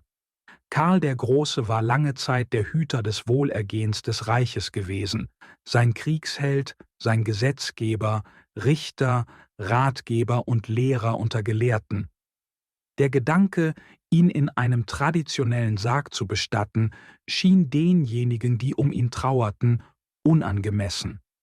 Nach langen Überlegungen wählten sie eine Form der Bestattung, die seiner immensen Bedeutung entsprach. Karl der Große wurde auf einem mit Gold verzierten Marmorthron sitzend beigesetzt. Er trug seine kaiserlichen Gewänder, die mit goldenen Bienen geschmückt waren. Eine Krone ruhte auf seinem Kopf, und an seiner Seite lagen ein Schwert und ein Pilgerbeutel. Eine Bibel wurde auf seine Knie gelegt, und ein Fragment des Heiligen Kreuzes lag auf seiner Brust. In dieser königlichen Haltung wurde er in die Krypta des Münsters hinabgelassen, die mit den feinsten Gewürzen gefüllt war. 186 Jahre später, im Jahr 1000, beschloss der deutsche Kaiser Otto III., der mit tiefer Melancholie zu kämpfen hatte, Karls Krypta zu öffnen, in der Hoffnung, dass ihm der Anblick des großen Kaisers Frieden bringen würde. Im Schein der Fackeln wurde die majestätische Gestalt Karls des Großen enthüllt, die noch immer aufrecht auf seinem Thron saß. Doch Otto fand nicht den ersehnten Frieden. Vielleicht hätte es ihm geholfen, wenn er den Geist Karls wirklich verstanden und seine bemerkenswerten Errungenschaften studiert hätte. Dies hätte ihn möglicherweise dazu inspiriert, seine eigenen Pflichten als Herrscher besser zu erfüllen. 1,5 Jahrhunderte später wurde die Krypta erneut von Kaiser Barbarossa geöffnet, der befahl, dass Karls Überreste in einen Marmorsarg gelegt und erneut im Dom beigesetzt werden sollten. Wenn wir ehrfurchtsvoll an das Bild Karls des Großen in seiner Krypta denken, sollten wir auch seinen Lebensweg betrachten, wie er durch die Geschichte seiner Herrschaft enthüllt wird. Wenn wir dies mit einem offenen Geist tun und uns nicht von denen beeinflussen lassen, die versuchen, das Erbe großer Männer zu beflecken, können wir uns von seinen Errungenschaften inspirieren lassen. Auf diese Weise können wir bestrebt sein, unser eigenes Leben zu einem Segen für uns selbst und andere zu machen.